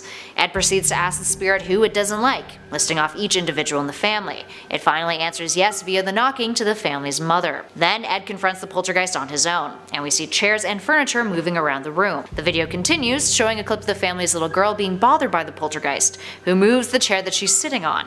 The Warrens would then later call a priest to perform an exorcism, which wasn't on camera. Arguably, you can see why. Although by the end of the clip, the two of them note that there's no way of knowing if a poltergeist may or may not come back to haunt the family. In the name of Jesus Christ, I command you to reveal your identity. Starting us off in at number 5, Annabelle. Here we have a clip of Lorraine Warren that's fairly recent, talking about the real-life Annabelle doll. Doll, which was given to a college student by her mother as a gift, turned out to be a doll that was manipulated by a demon in an attempt to possess her or her roommate. The events surrounding the doll and why Ed and Lorraine were brought in are eerie at best. It began with the doll moving around the house on its own, and even resulted in one of their friends being brutally attacked by it, with the doll strangling him. Here's what Lorraine had to say about it when the second film inspired by the doll, Annabelle Creation, came out. Evil needs a body to go into, and if you're vulnerable, it's going to be you. And at number 4, Amityville. Here we have a recording of Ed and Lorraine retelling their experience with the famous Amityville house in Long Island. Now, at the time when they were called, they didn't realize that the house had been the location of 6 previous murders. Here's Ed describing what they experienced when they first got there. We went into the house that day. We didn't realize that it was diabolically infested. He went to that shrine and he brought back from there a priest, an exorcist, who said masses in the house. Why? If this was a hoax that was created by the Lutz family, Why 6 months before this man was murdered and his family was an exorcist in that house? Eerie stuff. The Amityville horror case has long been criticized as being a hoax perpetuated by the Lutz family. But from what the Warrens claim, it was a sinister place long before the family had the unfortunate luck of moving in there. Up next at 3, the haunting in Connecticut. This particular case is concerned with a haunted funeral home, and it happened in 1988. The couple had gotten a call from the homeowners saying that they were being tormented by ghosts, to the point where the assaults were even sexual in nature. Now, the house had been converted from a funeral home to a regular house before they had bought it. Believing that necrophilia had occurred there in the past, the Warrens had this to say about what they discovered there. The instruments they used for embalming, the embalming table, the chain hoist, everything was still there. But there was lumber all over. There was also what they called the sales coffin room, where they put the caskets. And at number 2, the White Lady of Union Cemetery. In East Connecticut, there's a spirit that Ed and Lorraine had made various attempts to capture via psychic photography. According to Ed, people had claimed to see a lady in white walking around the cemetery, so the couple investigated it. Ed stayed in the graveyard for 7 nights, leaving his home around midnight each night, and waited with his camera. He tells of how on September 1st at 2:40 a.m., he saw the White Lady. Here's what he had to say about it. I'm sitting there and I could see all these lights over near the Baptist cemetery, all around the stone wall, and all these thousands and millions of insects were just chirping away. All of a sudden things started to quiet down, and I could hear what sounded like a woman weeping. I took the camera out and I could see all these ghost lights suddenly forming into a figure of a woman. He goes on to say that he wasn't able to see her through his camera, but only with the naked eye. He put his camera on his tripod and let it run, and tried to walk towards her, but she disappeared. So he backed away, and that's when she reappeared. He then saw some shadow ghosts holding her back from him. He claims that a shadow ghost then pushed her towards the road, and then she was gone. And finally, in our number 1 spot, Bill. The Enfield Poltergeist is one of the Warrens' most publicized cases. It was the topic for the Conjuring 2 film, in which we saw the Warrens, played by Patrick Wilson and Vera Farmiga, attempt to help the family rid themselves of spirits who were severely haunting them in the late 70s. The film actually used the audio recordings that the duo recorded while at the house as inspiration. Take a listen.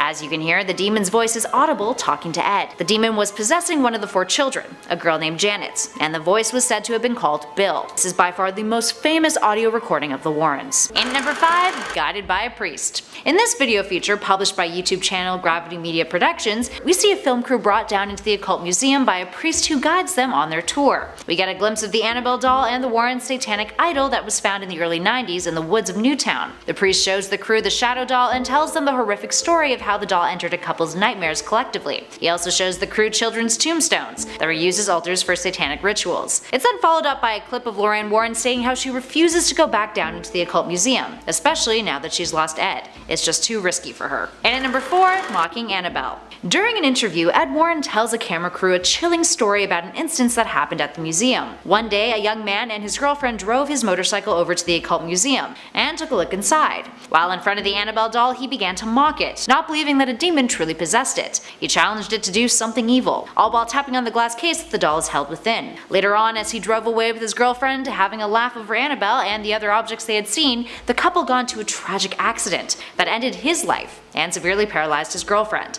While it seems that perhaps it may have been Annabelle who was responsible for this, or at least that's what Ed Warren seems to believe. The young man came here, felt it was nothing but a joke, started knocking on the glass, saying if this thing could perform any kind of evil act, to do it. 3 hours later, the young man was dead. He came here on a motorcycle with his girlfriend. She said they were laughing about the doll when they left. She was paralyzed in a hospital for over a year. It could be that something else in the museum cursed them after hearing the mocking, since Annabelle is said to be extremely secure in the case that she's currently held within. Moving on to number 3, the Halloween Room. This video starts off as a cute little tour of Ed Warren's Halloween Room, which was attached to the Occult Museum. It's a nice little look at the collection of fun items that fans and friends have given him over the years, knowing how much he loves Halloween. But that's where the cuteness ends. From there, the tour goes into darker territory. Unlike many of the other tour videos we've seen of the Occult Museum, this tour has no background music, and it's pretty eerie. We hear Ed go on about how the Occult Museum is likely one of the most haunted places in the world. Ed says that it's not a building that anyone should be allowed in between the hours of 9 p.m. and 6 a.m., and how many of the objects in the room have resulted in people being maimed or killed, or resulted in individuals' sanity being harmed severely, with some having to go to mental institutions as an after effect of their encounter with these objects, all of which he claims are evil in some way. Moving on to number 2, the tour. Here we have footage from the Barefoot Paranormal's tour at the Occult Museum. It's a 15-minute walkthrough of the museum that feels like you're right there with the visitors, and gives viewers a very up-close and personal look at the objects featured. You can hear a lot of narration concerning the origins of many of the items that are visible too. Plus, a lot of it is shot through a camera using some sort of night vision feature, hence why the lighting at parts is so green and freaky. It just kinda makes it spookier. And finally, in at number 1, Moving Annabelle. We featured this video clip on one of our other recent lists about the famous Annabelle doll at the museum. It's the real-life footage of Tony Spira, the son-in-law of Lorraine Warren, moving the Annabelle doll from her original case into a new, more secure and portable case. So yeah, doll came out of the case, was exposed to the elements. Very creepy if you believe in Annabelle. So he starts off the video by doing a series of prayers, and after other precautionary measures are taken, Annabelle is gently moved from one holding area to the next. Tony then conducts a binding spell. The whole video is a little nerve-wracking, and many an individual who has watched it has claimed to see the doll moving ever so slightly at various points of the 10-minute and 8-second clip. Coming in at 5, the Southend werewolf. This is perhaps the most unusual case on our list. This investigation took the Warrens out of the US into the seaside town in Essex, England, where a man named Bill Ramsey lived, who was believed to be possessed by a demon that manifested as a wolf. Backstory: growing up, Ramsey was a normal kid. However, one day at the age of 9, he suddenly began to exhibit inhuman qualities. One report stated that while playing outside in his backyard, Ramsey felt a frigid cold overtake him. He was overcome with an awful stench before flying into a rage and uprooting a fence post, gnawing on its wire meshing. He remained incident-free up until the 1960s, during which time he was plagued with nightmares, cold sweats, and began to wake up panting like a wild animal. In the 1980s, Bill would become overwhelmed by the sensations he experienced when he was young, and at one point he attacked a friend in a car on their way home from a pub, and manhandled the police in an intense altercation. The Warrens were of course called in, during which time they stated that Ramsey would ask to be locked up in a jail cell for his protection, and the protection of the public. They ended up asking Ramsey to come to their Connecticut home, where Bishop Robert McKenna would perform a recorded exorcism on Ramsey. In at 4, Arne Johnson. The trial of Arne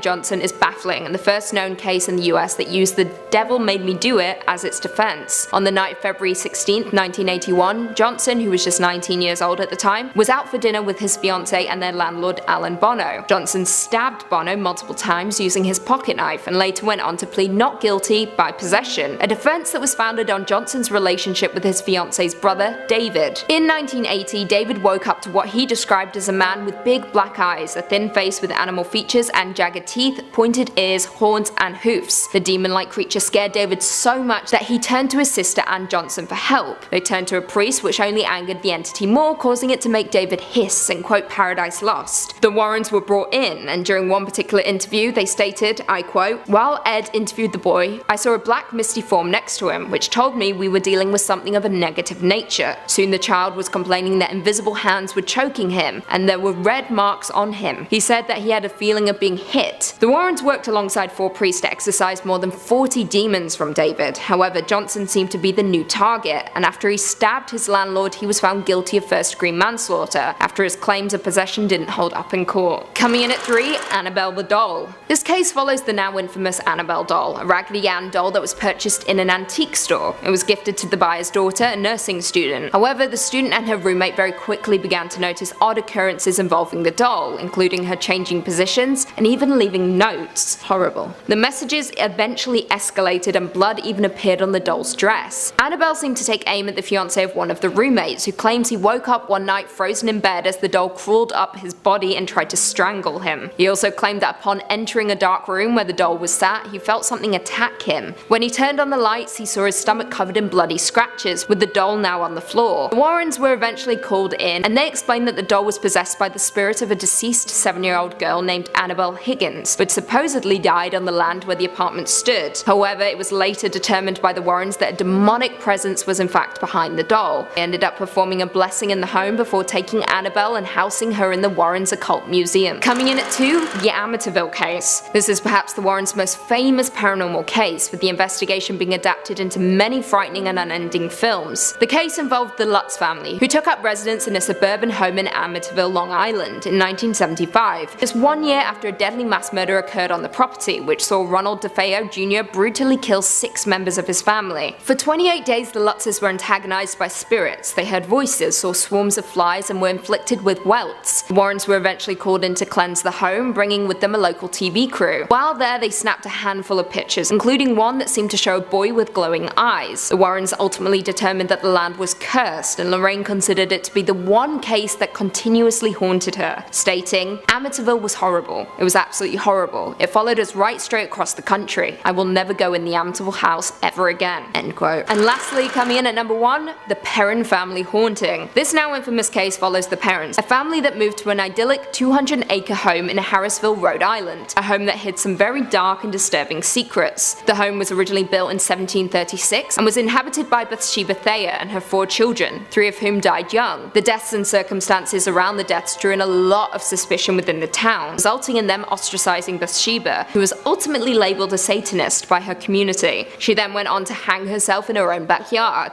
Now, during the Perrons' stay at the home, they experienced a lot of ghostly interactions, including spirits playing with her children. Bathsheba also appeared to them, only she was far more menacing than the children that haunted the residence. They heard disembodied voices and watched on as furniture moved on its own. The Perron family also stated that Bathsheba targeted the mother, Carolyn, and was jealous of her motherhood. The Warrens were ultimately brought in to help the family in 1974, however the presence only worsened the situation, so much so that the family asked the Warrens to leave. Coming in at number 5, Union Cemetery. Union Cemetery is located near Stepney Road in eastern Connecticut. The site dates back to the 1700s, and according to ghost hunters, it is one of the most haunted cemeteries in the entire United States. Now, as you'd expect, Ed and Lorraine Warren were quick to involve themselves in the mystery surrounding the cemetery, with the pair even writing a book about the site entitled Graveyard. According to popular legends, the White Lady ghost haunts Union Cemetery as well as Stepney Cemetery in Monroe. The White Lady has been seen walking in front of people's cars as they drive along Route 59,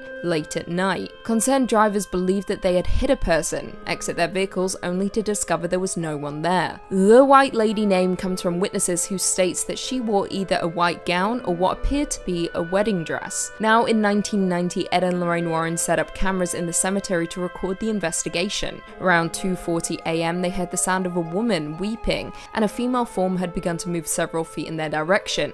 As Ed began to approach her, she vanished from sight. Nowadays, the cemetery is known to close after sunset. Coming in at number 4, we have the Werewolf in London. Bill Ramsey from Southend-on-Sea in England was considered living proof that werewolves actually exist. Now, the first inkling of trouble for Bill came when he was just 9 years old. One day he was outside in his garden playing when he began to feel strange. An icy blast swept all over him, perspiration froze on his skin, and a foul stench made him need to vomit. Then, out of nowhere, anger and rage took over, and young Bill uprooted a fence post, with the fence still attached, and began swinging it around like a club. Should be noted that not even his parents could remove that fence post. Now, all returned to normal for a while. Ramsey grew up, became a loving husband and father of 3, and was instant-free up until the 1960s. During this time, he began to be plagued by nightmares, cold sweats, and waking up panting like a wild animal. Not long after, he began to feel the same sensations he had that day in the garden when he was 9, and on one occasion he attacked a friend in a car on their way from a pub and manhandled police on several occasions. In turn, Ramsey was forced to spend time in the hospital, where it was noted that he exhibited inhuman strength, growling, and his hands would often curl like claws. Ed and Lorraine Warren were thus called in to investigate. Ed Warren stated that, I quote, "Ramsey would ask to be locked up in jail cell for his protection and the protection of the public." The Warrens then invited Ramsey to their Connecticut home, where Bishop Robert McKenna would perform a recorded exorcism on Ramsey. Coming in at number 3, we have the Enfield Poltergeist. Between the years of 1977 and 1979, the Enfield Poltergeist terrorized a small London house in the Enfield suburb.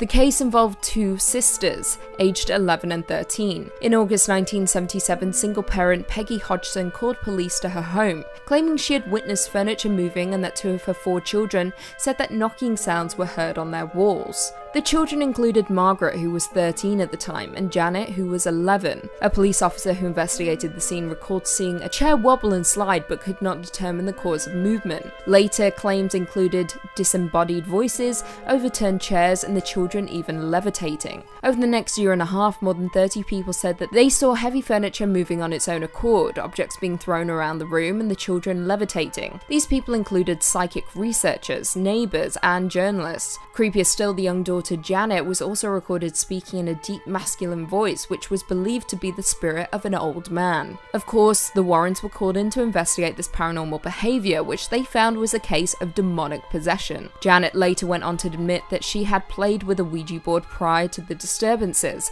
and that she was unaware that she fell into the trances until she saw photographs later on. However, many have called the Enfield Poltergeist fake, with Janet being detected in trickery with a video camera catching her bending spoons and attempting to bend an iron bar. So whatever you believe is up to you, legend or reality.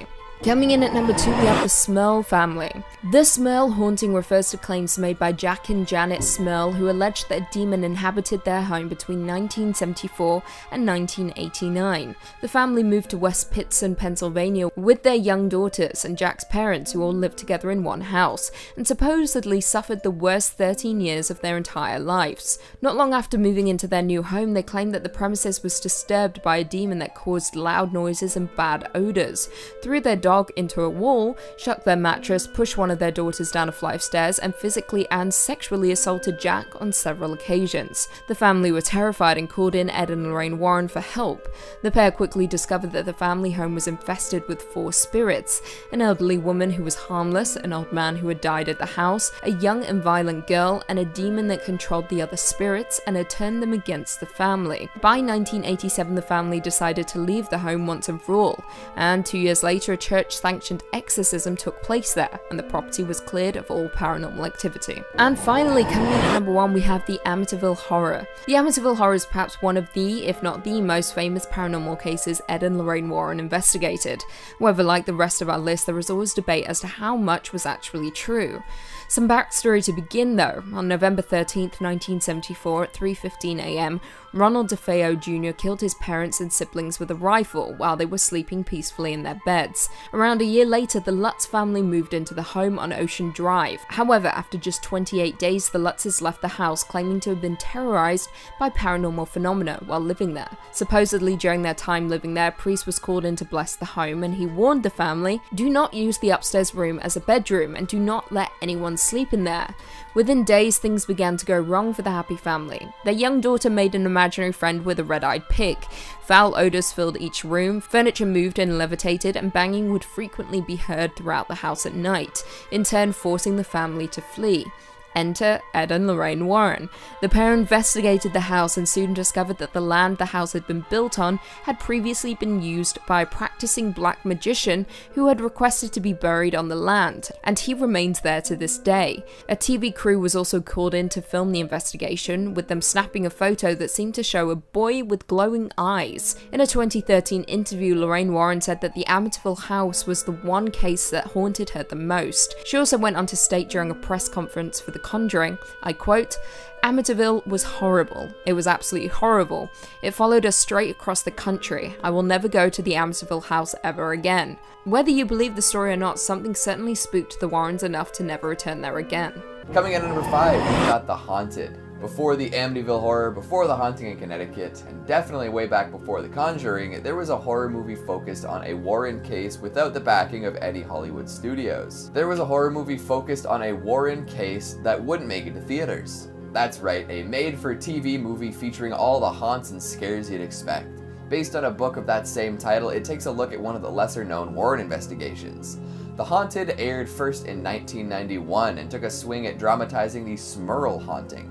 Jack and Janet Smurl claimed that a demon inhabited their Pennsylvania home for more than a decade, leading to them seeking the help of the Warrens. This demon caused them all sorts of pain and suffering, from generating loud noises and bad smells to pushing people down the stairs. Apparently it even threw their dog at the wall one time. After all these horrific events, they reached out to Ed and Lorraine. The couple came to town and performed a series of tests to see what could be done about the demon. They attempted to play religious music and pray, but this just caused the demon to amp up its performance. Ed reported that mirrors would shake and often the temperature would severely drop. Dark masses were sighted, and at one point they even got a message written on a mirror, demanding that they get out. All in all, a pretty classic haunting. And while The Haunted doesn't connect with the Conjuring universe, it's still a pretty decent little horror movie. In fact, it even garnered Sally Kirkland a Golden Globe nomination for her performance as Janet Smurl. So if you're looking for a little bit of a throwback and are interested in one of the earlier depictions of the Warrens on the big, or in this case, small screen, here you go, The Haunted. Coming in at number 4, we've got The Haunting in Connecticut.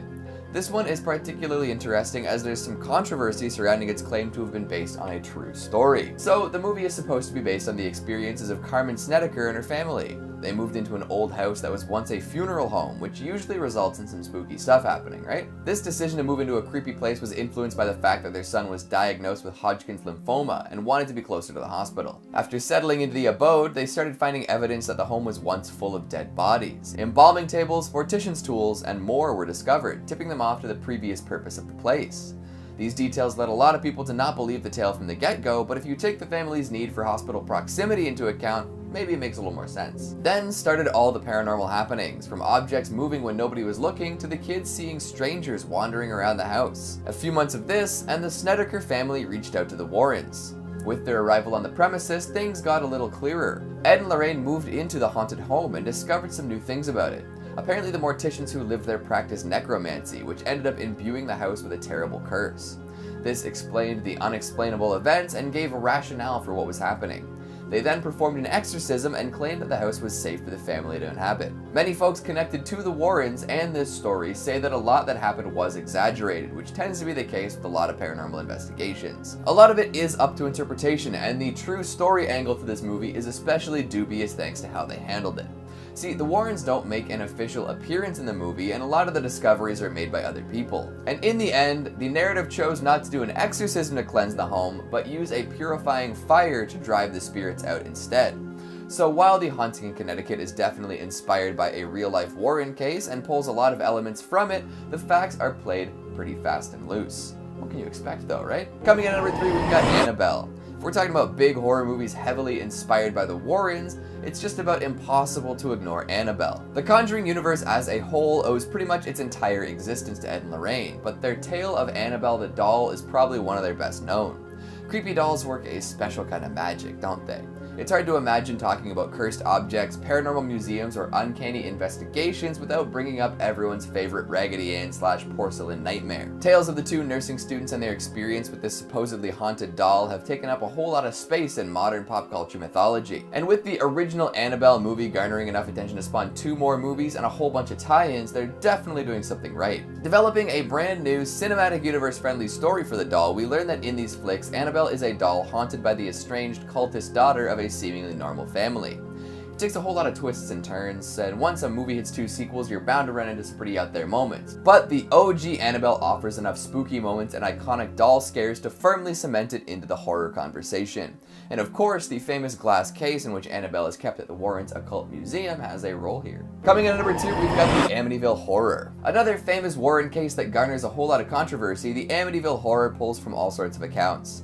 The main source seems to be Jay Anson's novel of the same name, which claims to be based pretty directly on the events at the Amityville house. However, there are lawsuits and claims of untruthfulness abound, so tread carefully. You probably know the story of the Lutz family by now, but here's a quick refresher.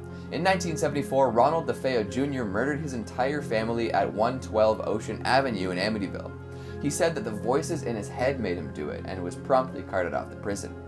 A year later, George and Kathy Lutz decided it's a good idea to move into the home where this atrocity took place. Soon after, they began experiencing some classic haunted hijinks. Their kids saw phantoms, the family dog is done away with, and for some reason, George keeps waking up at 3:15 a.m. there is something spooky going on here. You can watch 2 different versions of this one too, which makes a lot of sense considering how famous the case was. This is arguably the Ed and Lorraine Warren case.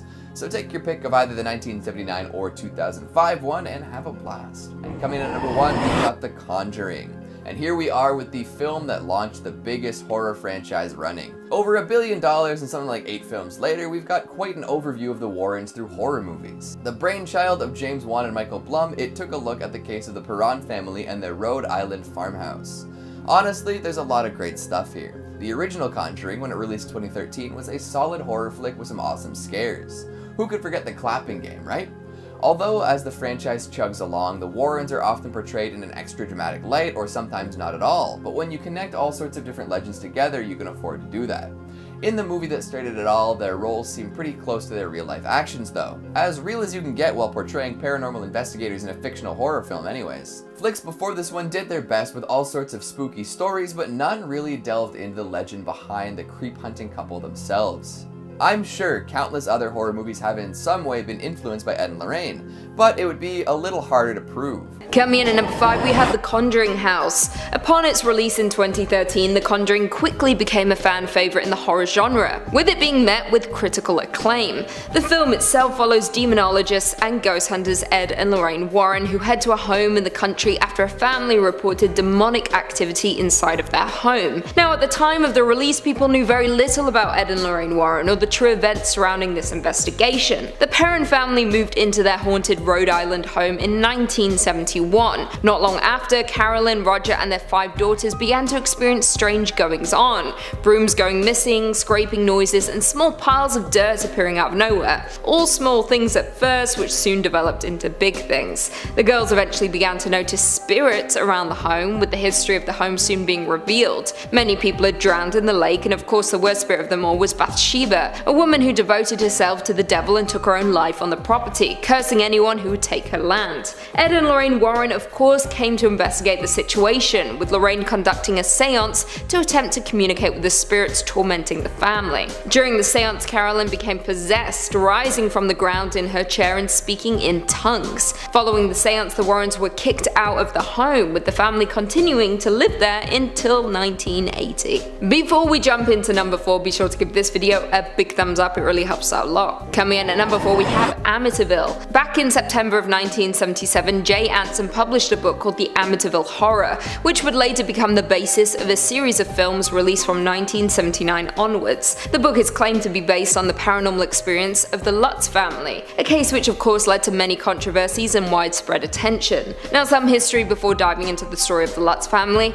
Back in November of 1974, Ronald DeFeo Jr. shot and killed 6 members of his family at 112 Ocean Avenue in the suburban neighborhood in Amityville. He was ultimately convicted of second-degree murder and sentenced to 6 life sentences, with him passing away in custody in March of this year. Now, DeFeo had reported that voices had told him to kill his family. Whether these claims were true, we don't know. Jumping forward, in December of 1975, George and Kathy Lutz and their 3 children moved into the same home, and after just 28 days they fled the house, claiming to have been terrorized by paranormal entities while living there. On the evening of March 6, 1976, the home was investigated by Ed and Lorraine Warren along with the television crew from Channel 5 New York. During the investigation, a series of pictures were taken, one of the images allegedly showing a demonic boy with glowing eyes standing at the foot of the staircase. The Warrens quite quickly suggested that the home was occupied by malevolent spirits, with the Warrens' visit to the home being depicted at the beginning of The Conjuring 2. Coming in at number 3, we have the Smurl haunting. The Smurl haunting took place between 1974 and 1989, with Jack and Janet Smurl of West Pittston, Pennsylvania, alleging that a demon was inhabiting their home. The claims gained a lot of attention, as you would expect, with demonologists Ed and Lorraine Warren once again stepping in to solve the case. Now, the family moved into their home on Chase Street, with them claiming that they were being disturbed by a demon that caused loud noises and bad odors, with one report stating that the dog was randomly thrown across a room. In 1986, Ed and Lorraine Warren arrived at the home, and according to Ed, the demon that was inhabiting the home was incredibly powerful, with it shaking mirrors and furniture after they tried to get it to leave by playing religious music and praying. Ed even claimed that he felt a significant drop in temperature and saw a dark mass inside of the home. The demon also supposedly left a message on a mirror that read, "Get out." Ed and Lorraine Warren went on to state that their experience at the Smurl residence was unlike anything they had investigated at the time. Coming in at number 2, we have the Snedeker House. Now, many of you will be familiar with the Snedeker House haunting thanks to the movie The Haunting in Connecticut. The Haunting in Connecticut movie was released in 2009 and directed by Peter Cornwell, and supposedly follows the alleged haunting of Carmen Snedeker and her family. Now, the movie has a ton of controversy surrounding it, with the author of the book the movie was based on even distancing himself from the accuracy of the events depicted in the book. Now, the film itself specifically focuses on the fictional Campbells as they move into the new home, which was formerly a mortuary to mitigate the strains of travel on Matt, her cancer-stricken son. However, not long after moving into the new home, the family becomes haunted by violent and supernatural forces. Now, the true story is a lot different. In 1986, Carmen and Alan Snedeker moved into a new home with their daughter and 3 sons. While exploring the home, they discovered tools used by morticians. Very creepy indeed. With it being discovered to be a former funeral parlor,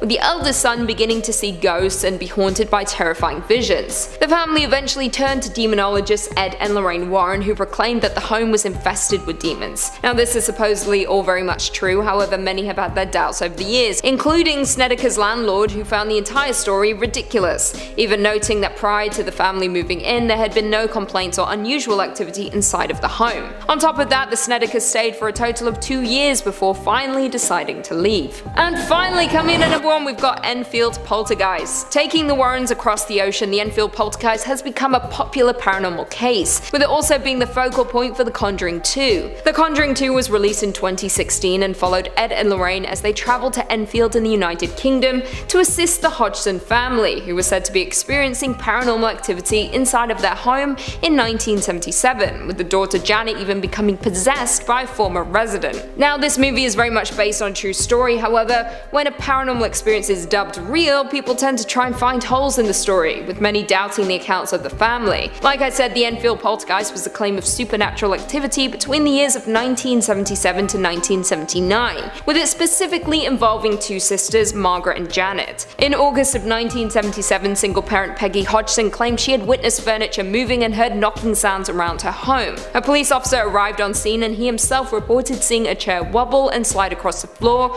without any rhyme or reason. Following this, disembodied voices were heard, loud noises echoed around the home, and the children even began levitating. More than 30 people were reported seeing furniture move and heard voices around the home. Ed and Lorraine Warren were of course called in to assess the situation, with them visiting the home in 1978 and were convinced that the events had a supernatural explanation. Coming in at number 5, we have the White Lady of Easton. Located in Easton, Connecticut, Union Cemetery is a site that dates back to the 1700s, and according to ghost hunters and paranormal investigators, it is one of the most haunted cemeteries in all of the United States. Now, according to local legend, a ghost haunts Union Cemetery, who has been dubbed the White Lady. She's also said to haunt Stepney Cemetery in Monroe as well. She is described as wearing a white nightgown or a wedding dress-esque outfit, with demonologist Ed Warren once claiming to have physical evidence to support these claims. Now, claims of paranormal occurrences at the cemetery had been occurring for decades prior to Ed and Lorraine Warren investigating the location. Ed Warren and several Easton police officers visited the site, which is when Ed supposedly caught the apparition on camera. Ed claimed that several ghost lights came together to form the shape of a woman who had no facial features, but had dark hair and was wearing a white dress. Terrifying. Now, there isn't a whole lot of information about the ghost or the cemetery, however, Ed and Lorraine Warren wrote a book about the location entitled Graveyard. Maybe check it out.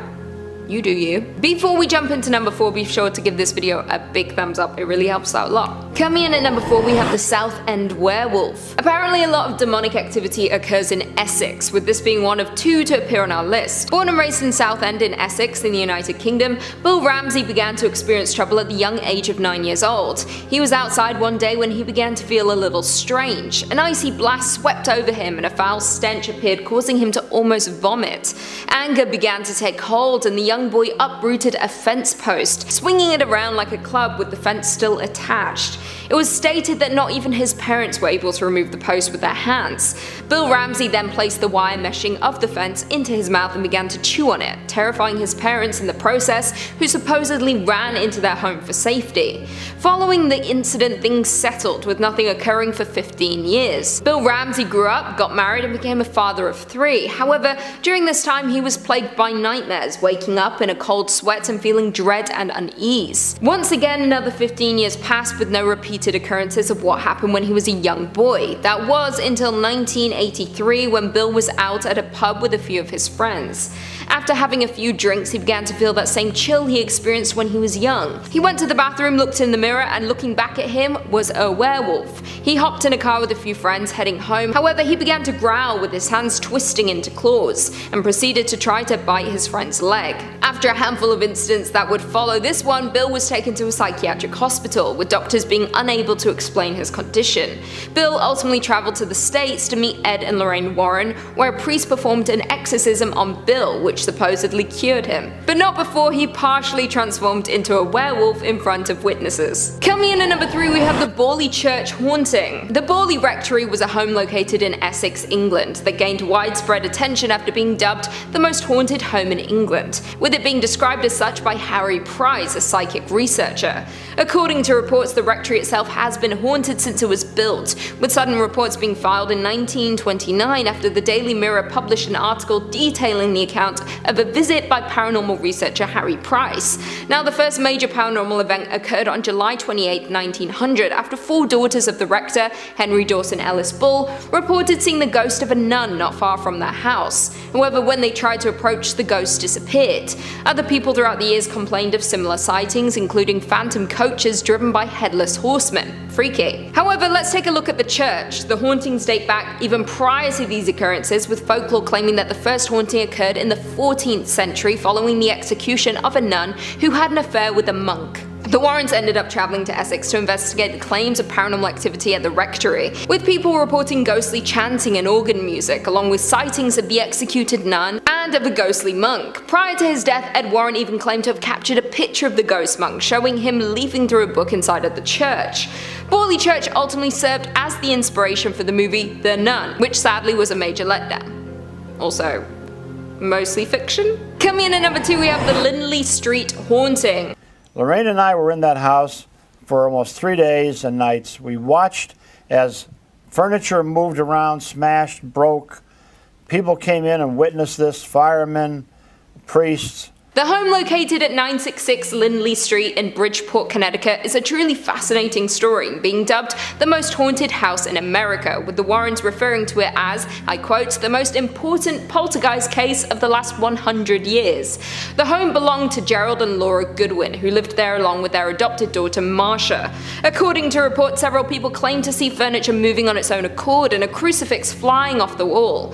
For those who know the case, you'll know that one of the key elements to the story is the report that the family cat could speak, with claims surfacing that Sam the cat was caught singing Christmas carols in the family's basement. Now, at some point in time, Marcia confessed that the entire thing was a hoax and that she was responsible for the events that occurred. However, the Warrens weren't having any of it, with Ed and Lorraine believing no child was capable of being behind the incidents they witnessed firsthand. Whether you believe it or not, the case is certainly an interesting one that has divided many. I mean, when the Warrens are involved, you know there is going to be some criticism. Also, how do you explain a talking cat? Like, if its mouth's opening, it's talking, you know? And finally, coming in at number 1, we have Satan's Harvest. Now, many will be familiar with the name Maurice Theriault, or more commonly referred to as Frenchie, thanks to the movie The Nun, with the character appearing throughout. However, I should preface this point by saying that everything that happened in The Nun with Frenchie is in fact fictional, but the character is very much based on a real person. Frenchie was the son of French-Canadian farmers in Maine and grew up in a fairly toxic and abusive household, with his father exhibiting violent tendencies towards him. At the age of 51, Frenchie was living in Massachusetts with his wife Nancy and their children.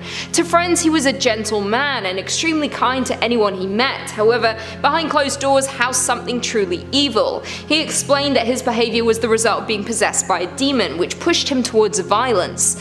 Blood would flow from his eyes and religious markings began to appear on his body. A local parish priest called in the help of Ed and Lorraine Warren because, of course, apparently everyone knows Ed and Lorraine.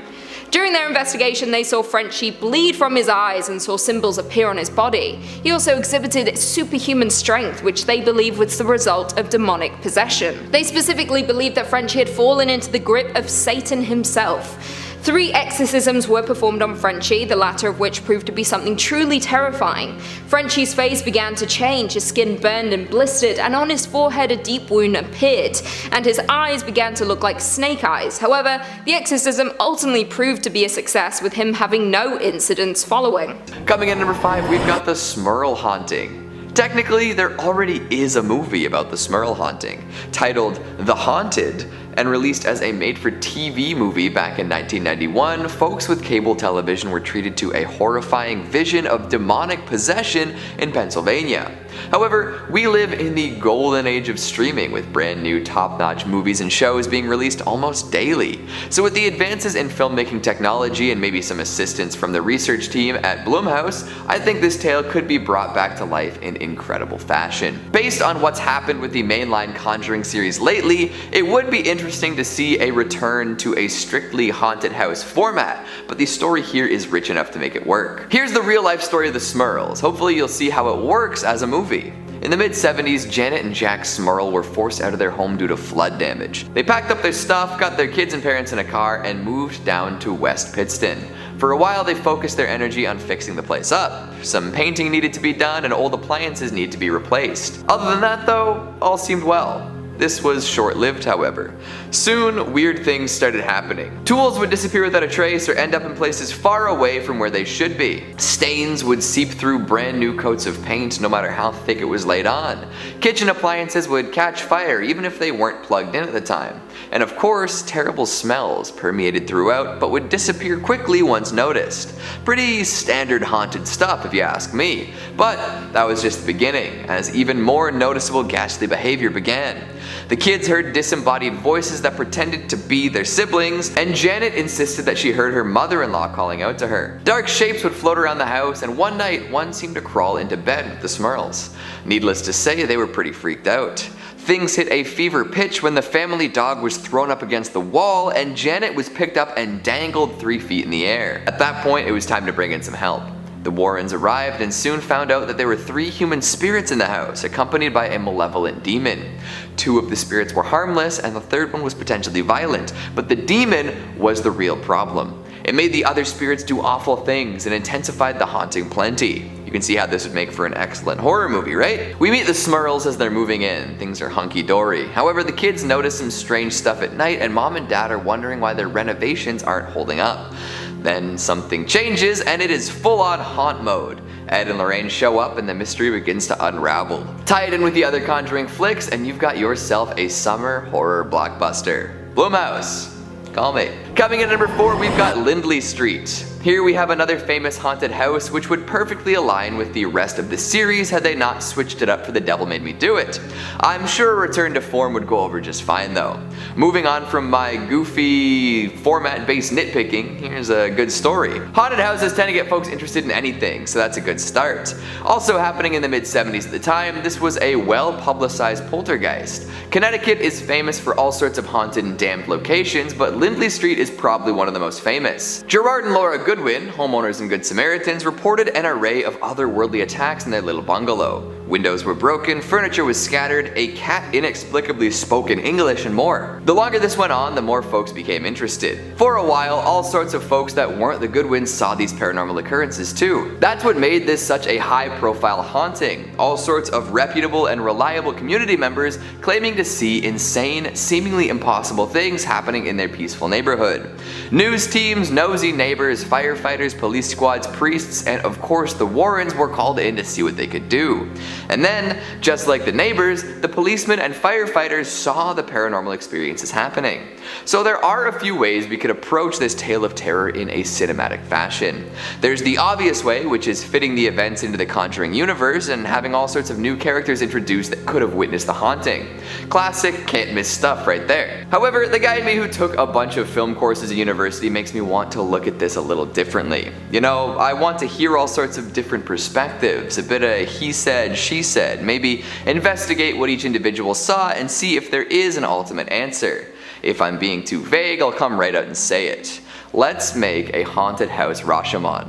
Like, have the Warrens or some surrogate demonologists come in at the very beginning and ask folks what's happening. Then you get accounts from each invested party, and every tale is different in some way or another. And then, as is the case with most real-life haunted houses, we don't really come away with a concrete answer. Just the tales of those who experienced it themselves and the tricky job of putting the pieces together ourselves. Think about it. Coming in at number 3, we've got the Donovan family. Ghosts and romance. Ain't nothing better, right? Plus, when was the last time they made a specter-filled love story for the big screen? We got Warm Bodies a while ago, but since then we've really seen nothing new. Maybe a few indie movies where the monsters are surprisingly alluring, and I suppose The Shape of Water counts for something, but all of those have physical monsters to smush. Lust is a hell of a drug, don't you know? So what if we took the story of a girl summoning a ghost via Ouija board and then falling in love with it? Well, that's what happened with the Donovan family haunting. Their daughter brought a demon into the house, dated it for a bit, and then realized that it was just using her to sap at the life force of everyone around. Yikes. You've heard of people being used for their bodies or their money, but their life energy? That's gotta sting a little bit. It would be a fun descent into madness, with audiences realizing halfway through that this otherworldly suitor does not have the protagonist's best interests at heart. Definitely worth a rewatch to see what you missed the first time too. Coming in at number 2, we've got the Southend Werewolf. Now, we've talked about returning to haunted houses a couple times today with varying results, but what about adding a werewolf story to the Conjuring universe? And that's what I'm talking about. The Warrens apparently had a run-in with some sort of lichen adjacent during one of their exorcisms. It wasn't a traditional werewolf. Full moons and silver bullets were more or less left out of the equation. But in the case of Bill Ramsey, a hellish transformation apparently did take place. As a kid, Ramsey had a few bestial outbursts, but seemed to chill out as he got a little older. However, out of the blue, an adult Ramsey started acting absolutely feral once more. After a brief stint in a mental hospital, Ramsey linked up with the Warrens and made his way to the States, where a priest was waiting to perform an exorcism. During this ritual, witnesses claimed to have seen him turn partially into some sort of man-beast. Now, I'd say if you're gonna make a movie about this, you're gonna need to have a full transformation a couple times, to get that American Werewolf in London vibe. Hell, even the backstory should be him actually contorting into a fanged beast and running rampant. It won't be all true, but it will make for some excellent popcorn moments. And finally, at number 1, we've got West Point. Unsurprisingly, there are a lot of haunted military academies out there. One of the most famous, and therefore most movie-worthy, is the West Point Academy in New York. For years, cadets, recruits, superintendents, librarians, and more reported weird goings-on. Ghost soldiers would appear before frightened students, and items frequently got tossed around. All sorts of colorful undead characters tend to show up here as well. There's the Pusher, a chilling apparition that pushes and holds people down in their sleep, rendering them immobile. Then there's the ghost cook Molly, who is a little disgruntled and likes to rumple bedsheets and smash wine bottles. One of the most famous ghosts here is a soldier turned murderer known as Greer. The Warrens were called in during the 70s to see what they could do about it all and spoke with and did impressions of some of these figures. Any or all of these ghosts would make for a really fun flick filled with poltergeist style scares and ghosts with real personality.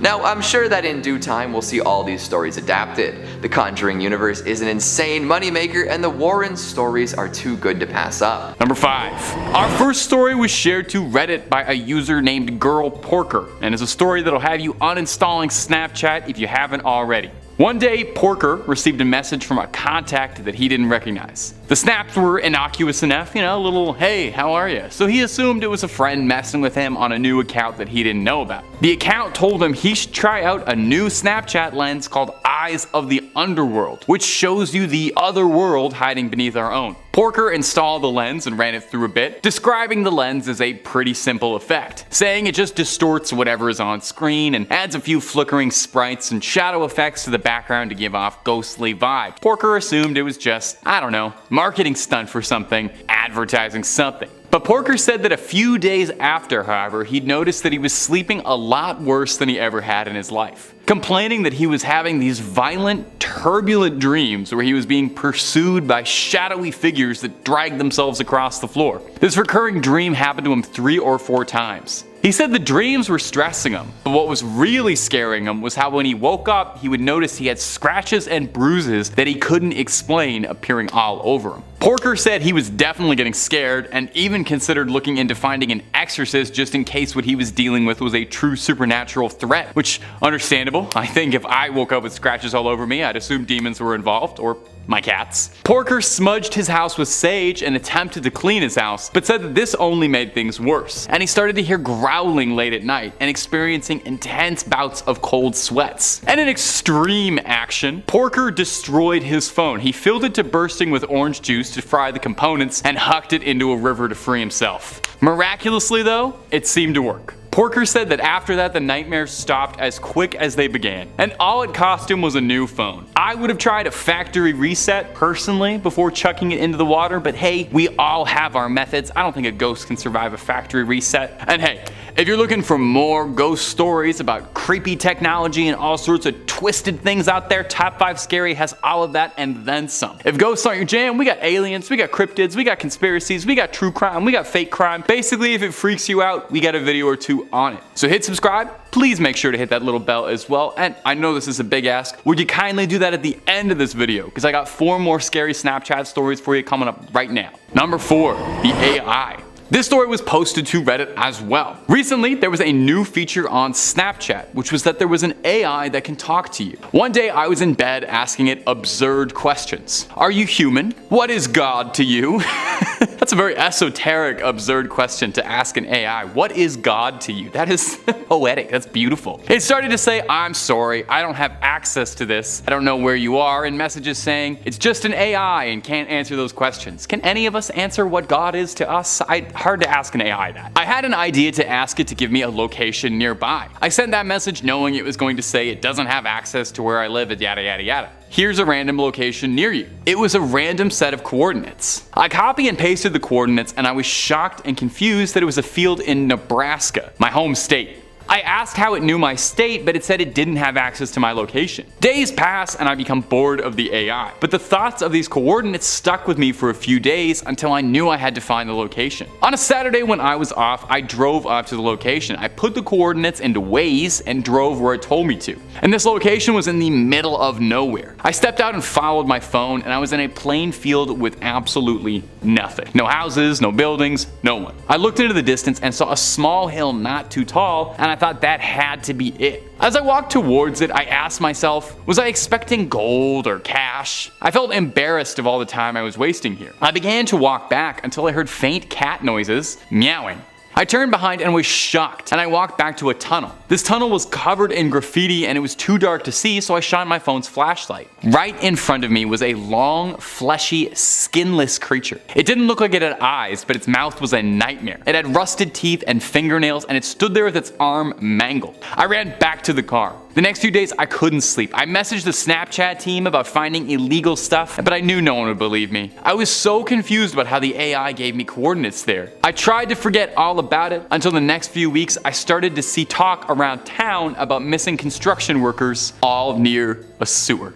Blech. Number 3, the Stalker. Michael Melanson is a former Marine and foster parent living in a small community in California called Kings Canyon. While checking his Snapchat messages, Melanson noticed something unsettling. Among these usual snaps was one that stood out from an unrecognized username. Intrigued, Melanson opened the snaps unsure what to expect. What he saw made this fully trained Marine chill. The message was a picture of Melanson with an unnerving caption saying, "See you soon." More pictures would get sent showing places on Melanson's daily routine. His gym, his favorite coffee shop, a close-up picture of the street sign where he lived. I would probably block that guy and actually chuck my phone into the river. I think that guy from 2 Points Ago had the right idea. But Melanson reached out to the authorities. It seemed like the Marine had a stalker. The police had advised him to save and document all of the messages as evidence, and they launched an investigation, although little came of it. Surprise, surprise. The snaps continued and grew more invasive. More photos of the neighborhood and frequent hotspots. It reached its peak when one of the photos was that of Michael inside his own home. Michael then fitted his house with security cameras and confided with friends about what was happening. He became hyper aware of his surroundings, constantly pinging and scanning for any threats. The stalker seemed to have calmed down and the messages were dwindling out. Was it over? If only. Eventually, the police were able to track the IP to a location nearby. The subject was a disturbed individual with a fascination with Melanson, a young man by the name of Riley Poeta, who worked at the bowling alley Melanson lived below and frequented and did most of his business in. He was taken in. The story is a modern-day horror movie plot, a reminder that not everyone in your neighborhood is as friendly as you might want them to be, and with the right information, anyone can get a hold of you. Truly spine-chilling stuff. Number 2. Thomas Sparks. Thomas Sparks was an amateur athlete who used his Snapchat mostly to highlight his athletics and daily vlogs about his life. A gymnast trying to attain as many world records as he could, and he might have broken the record for most haunted Snapchat story out there. Dubious one. Listen to the story he posted to Reddit. One day while browsing the app, Sparks uncovered a filter he hadn't seen advertised anywhere, which allegedly would show supernatural entities on camera. A joke, obviously, just meant for fun, sounds fun. Sparks uploaded a few videos showing off the filter, thinking it nothing more than a game. But as the days went on, Sparks noticed that even when he wasn't using his phone at all, he would occasionally catch glimpses of ghostly figures in his vision, vanishing when he tried to meet them head on. Sparks attributed it to working out maybe a little bit too hard and not getting enough rest and not drinking enough water. Stay hydrated. If you learn anything from Top 5 Scary, stay hydrated. Sparks said that after about a week after installing the filter, he began hearing faint whispers when he was alone in his bedroom, and even reported that some objects seemingly were moving on their own. A lamp moved across his bedroom, things not being where he'd left it. Sparks was growing incredibly paranoid, I think as most of us would be if we invited a ghost into our home. Thomas contacted Snapchat support, but unsurprisingly, they didn't have much to offer for him, instead only giving a generic message stating that the filter is just a playful feature and the company doesn't take any responsibility for any paranormal hauntings that could occur as a side effect. Well, they probably didn't say that, but hey, have you ever read all of Snapchat's terms and conditions? That might be in there. Nobody's gonna sit down and read all that. They might have something about ghosts. Out of ideas, Sparks deleted the app from his phone and claimed that he'd stopped experiencing any of the paranormal activity that was bugging him before, and has since not used the app whatsoever. What do you think, gang? Was Sparks telling the truth? Did he unintentionally become a conduit for spiritual activity? Or is he taking home a gold medal for creative storytelling? You tell us. Also, shout out to this guy just deleting the app. Everybody else went through all this like hullabaloo, but he was the only guy who just figured out like, oh yeah, I'll just get rid of this. Seems way easier than anything else. And finally, number 1. Snapchat stories can be a very mixed bag. There's good odds most of what you'll see is just sponsored junk, ads for IGN, models doing their thing, you know. But every now and then you come across something that catches your eye and hooks you in, maybe too far. That's what happened to James Brett Varney, an educator from Moncton, New Brunswick. Varney reportedly, while scrolling through stories, clicked on one from a profile he hadn't heard of called Unknown Realms. The story in question was a series of random, quickly edited, unsettling videos. Cryptic symbols, unintelligible writing and sounds, and quick flashes of people in dark robes surrounded by candles and ominous objects looking like a deleted scene out of Eyes Wide Shut. Varney was naturally unnerved by what he had seen, but brushed it off, assuming it was probably just, you know, promo for some sleeper indie horror A24 hit that your friends are all gonna say is really good, but you're never actually gonna watch. As time went on though, Varney found himself thinking more and more about the flashing images, saying that it felt like it was a dream replaying in his head over and over, and it was bothering him infinitely more than some stupid little Snapchat story should. He kept coming back to it to watch it over and over again to see if there was anything he missed. He said he felt like it was an invitation to some cult. He researched Unknown Realms for a bit, but wasn't finding anything to attach it. No project, no movie, no video game. James went to report the story to the authorities to see if they'd help him, but found that when he did, the video had been scrubbed from the app. Confused, James went on to research more into the phenomena and found others online who claimed to have all seen the same mysterious story. No one was able to get to the bottom of it. Recruitment tool for a clandestine organization? Art project by some bored art majors? We might never know. A reminder that there is so much hiding on the boundless wild west of cyberspace we may never get the answers to. And you know what? That's not such a bad thing. Sometimes some stories are better left untold, some snaps better left unopened. Starting off 5th place strong, we've got a narrowly avoided death. This tale takes place when long-term nurse Jenny was placed in charge of caring for an elderly woman with no family who was admitted to the hospital when her husband passed away. She didn't speak often, but when she did, it was usually just words that made no sense together. Jenny felt bad for her because ever since she'd arrived, so many of the residents in her area that she, seemed to enjoy spending time with had passed. She put up a picture of each of them next to the pictures of her husband and several others who were probably just family to remember them. Being an extremely empathetic person, Jenny felt sorry for this woman and strived to give her extra attention whenever she could and formed a bond with the lady. It just seemed so unfair that she had, such luck and kept losing people that she cared about. One day she looked at Jenny and said, plain as day, "Sweetie, I think I'm done now," and handed Jenny a picture. It was a picture of Jenny, and she smiled because it touched her heart that she was so important to the old woman. She passed nearly a week later, and poor Jenny cried for days from the loss.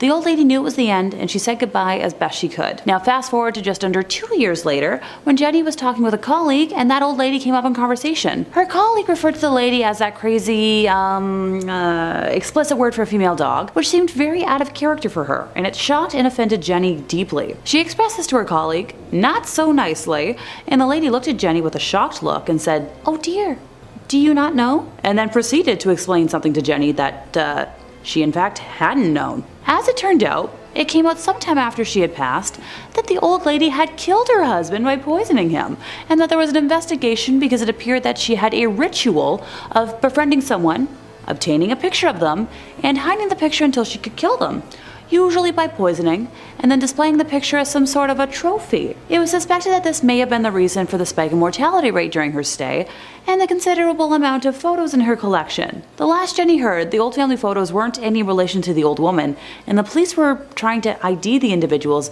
and compare them to several cold cases. Sheesh. Thank goodness Jenny survived to tell the tale. In fourth place, time to tell the tale of a rocking bed. Nope, not a rocking horse, rocking chair, or like an ottoman. A bed. I know water beds are out of style and like a major safety hazard, but maybe this could inspire them to come back. New nurse Demi was working one of her first ever overnight shifts when a relative of one of her patients raced into the nurse's station, out of breath, screaming that she needed to come quick. Unable to elaborate, saying Demi had to see what she was talking about for herself. Our nurse made her way to the room in question, where this little old lady patient was crying and holding onto the bed for dear life, all while her bed was shaking extremely violently. Now, you're probably thinking that the lady was the one causing all that shaking, but apparently she was this frail, practically emaciated older lady who didn't even possess the strength to rattle the rails. The ward only had 2 other patients in it, and everyone in there was huddled in a corner, shaking in fright until it eventually subsided. Apparently that particular ward was rarely used, and the bed that the old lady was in was used even less. People who have laid in it complained of nightmares where they hear screams and laughter of angry children. I guess some restless spirit called dibs on that particular bed, and Demi would very much like it to pick somewhere else to hold court. Please and thanks. In third place, we have the case of purple scrubs. Former EMT David O'Keefe worked mainly in transfers, and this particular client was always his last one of the day, having to return home late at night in the dark. She was an older woman who visited the hospital he was based out of for regular dialysis treatment. One specific day, she was being moved, and David was sitting in the back of the transport vehicle with her. She looked under the weather, so he asked what was wrong out of concern, and she said a man in purple had been visiting her. He asked if the man was, like a relative or a technician, but she shook her head. She said the man would sit next to her during dialysis appointments and stroke her hair. Thinking this was strange, right after he dropped her off at the hospital, David asked the hospital techs about, such a person, but no one had seen or remembered anyone wearing purple. Visitors also weren't really a thing at this part of the hospital, so he assumed the patient was just imagining it. While he was waiting to bring her back home, he saw the man in purple scrubs waiting outside that woman's room, watching her door. As David went to approach him, a bunch of tech personnel urgently ran past them into the woman's room, and David lost sight of the man. It turned out the woman in the room had suffered a heart attack and was sadly unable to be revived. Oh, and just a tiny creepy footnote, none of the staff in that hospital wore purple scrubs. In second place, we have a mystery mimic. Yeah, I'm fond of alliteration. How can you tell? This spooky story comes to us courtesy of former late night transportation worker Betty. She worked the position for a few years, but after this incident, did everything possible to never work a nighttime shift ever again. The transport home base was in the basement of the hospital, where all laundry was done and all supplies were sorted and housed. On this particular night, Betty was the only one in the basement when she heard whistling at the end of the hallway by the elevator and poked her head around the corner expecting to see her only coworker on duty that night, but there was absolutely no one there. And so, she shrugged it off. That night in particular was slower in pace, so she opted to take a snack break and veg in the break room for a bit, when she heard a loud bang out of nowhere. Betty walked into the hallway and a bed was rolling down the hall, bumping into the sides of the walls. Now at this point, she assumed that her coworker was playing a prank on her, and she directly radioed him to chew him out, but he swore he was upstairs. Honestly, I'd be assuming the same. I've had a similar situation in a haunted house I used to work in at an old theater, but Betty was smart about it and determined to catch her coworker in the act. She started walking down the hallway, and as she passed the laundry room, all the machines started up. She poked her head in, expecting to find him, but the room was completely empty. Just a tiny worrisome spooky flag. Nothing to worry about, right? As she walked into the laundry room, the machines came to a complete stop. Betty froze at first before regaining her senses and making her way towards the elevator, when she heard whistling from the other end of the hall. Now at this point, she's certain that she's the only worker in the basement and is repeatedly pressing the elevator buttons in an attempt to rush it. As she was waiting for the elevator, things started falling off the shelves down the hall. Betty could only stare in shock as boxes of gloves, tissues, and packages of tubes fell off various racks one by one. Her entire body broke out in goosebumps, every hair standing on its end, and the feeling of being watched had completely consumed her thoughts. When the elevator finally arrived after what seemed like forever, Betty felt the sensation of someone brushing her arm and screamed in panic. Upon exiting the elevator upstairs, she made a beeline for the cafeteria, where her coworker actually was, and broke down explaining the entire ordeal. Now, before y'all ask, but Alexa, how was this spirit a mimic? Turns out that Betty usually whistles to herself at work at night, chats with the laundry folks during daytime shifts, and the items that fell off the shelf slowly were common items that she would have to retrieve. Big note for me on this one. In first place, we have terrified security staff. Security guard Mason claims that while he wants his location to stay anonymous, he used to work overnight security in one of the largest, best, and oldest hospitals in the USA. He and his fellow security officers all have stories about one building in particular, which was built in the late 1800s and was the original psychiatric building for this hospital. Now, being the late 1800s, not much was truly known about psychiatric disorders at that time. On top of that, this hospital was known for its medical research. Sadly, with what we all know about history, when you combine the two, that spells out a lot of nightmares. A couple years before Mason started working security there, this building in particular had been converted partially into offices after the newly built part of the hospital had dedicated a section for the updated psych ward. Mason's rounds for the first night of our tale happened to include, yep, you guessed it, that building. At night, this building was empty, due to most of the staff who worked in those offices leaving by 5 p.m. every day. Apparently some folks like to rush home, which is fair, but they would leave their office doors unlocked, which was a big no-no, due to medical information being located in their offices. Big confidential stuff. Kinda want to keep that locked up. It was security's job to go to each floor, make sure every door was locked, and if it wasn't, to secure it themselves. Mason did his initial sweep of the building to make sure it was clear of people, and then proceeded to do door checks. The hallways were pretty narrow, so he could check both sides of the hallway's doors at once. At the end of this hallway, there were 2 sets of doors you had to go through to reach the final office, which was a dead end, so you had to come back out, go the other way. He noticed everything was secure, so he was ready to move on to the next floor. He exited the 2 sets of doors from the dead end office and froze at what he saw. Every door that he had already checked was completely ajar and set so perfectly so that their own weight wouldn't cause them to shut again. A single wheelchair had appeared at the end of the hallway and was facing towards the steps. Mason had heard other security officers outright reject that set of rounds due to the strange stuff that was happening, but he originally laughed it off until that night. He went around and forced the now open door shut and tried to shrug it off. Nothing else weird happened that night, and he returned the next night to patrol the miners' ward. The area was just under construction, so security was needed to make sure nobody got hurt by accident and all the workers were doing their job. Safety first. When Mason was hanging out in the break room before his shift officially started, other security guards were discussing various reports of seeing a young human with brown hair who would disappear randomly, and Mason dismissed this as just gossip meant to spook off the newbies. An hour into making his rounds, a foreman who had stayed late called security and asked for a security officer to come up because, quote, a youngin' with brown hair had locked himself in a room and he didn't want him to get hurt with all the open wires in there. Mason answered the call, went and unlocked the door for the foreman, and looked in a 20 by 8 room for about 10 minutes, and upon seeing no one, called it in as a false alarm. He attempted to shrug it off until he received a call for backup in the psych ward, and when he arrived he noticed a patient was in a state of panic near the remnants of a shattered chandelier. Now, before he had experienced the abnormal happenings in this building, Mason claims he would have written off his testimony as idiocy. But the patient claimed that something held him in that spot as the chandelier started swinging wildly until it started to fall. When it started to fall, he was let go and allowed to move and scrambled out of the way before it hit him. Now, this was the beginning of the end for Mason, who requested to be transferred to hospitals the next day. And as much as I love the Phantom of the Opera, I don't really want it to become reality. One of my favorite things to say in accordance with that is that I love one fictional toxic tenor, and only one. Emphasis on fictional. Number 5. Our first story, and not to give away too much of the plot here, but a lot of the other stories, came from a Reddit thread positing the question, what's your scariest Home Alone story? There were many good ones, but the literal top comment was this by Killer or Angel. It was an average night around 9 p.m. Me and my cousin are at his house, and I'm sitting for the night while my mom and aunt are shopping, and my dad and uncle are at the movies. We're just sitting there feeling strange. Something was wrong, but I couldn't really put my finger on it. I got up and walked to the back door to lock it. When I came back, I saw what was causing that weird feeling. In the window, there was a decrepit and homeless looking man just staring into the window looking at us. My protector instincts turned on. I pretended I didn't see the guy, and I told my cousin it was time to go to bed because it was too late. I took him upstairs knowing damn well there was a man outside that wanted in. Now at the time, I was 5'8" and only about 125 pounds. I did play football at school though. If I remember correctly, I went downstairs to grab a meat tenderizer and I turned back to the window. He wasn't there. I ran to the front door and made sure it was locked, and then I ran back upstairs and went to my cousin and sat down in front of the door. He asked me what was happening,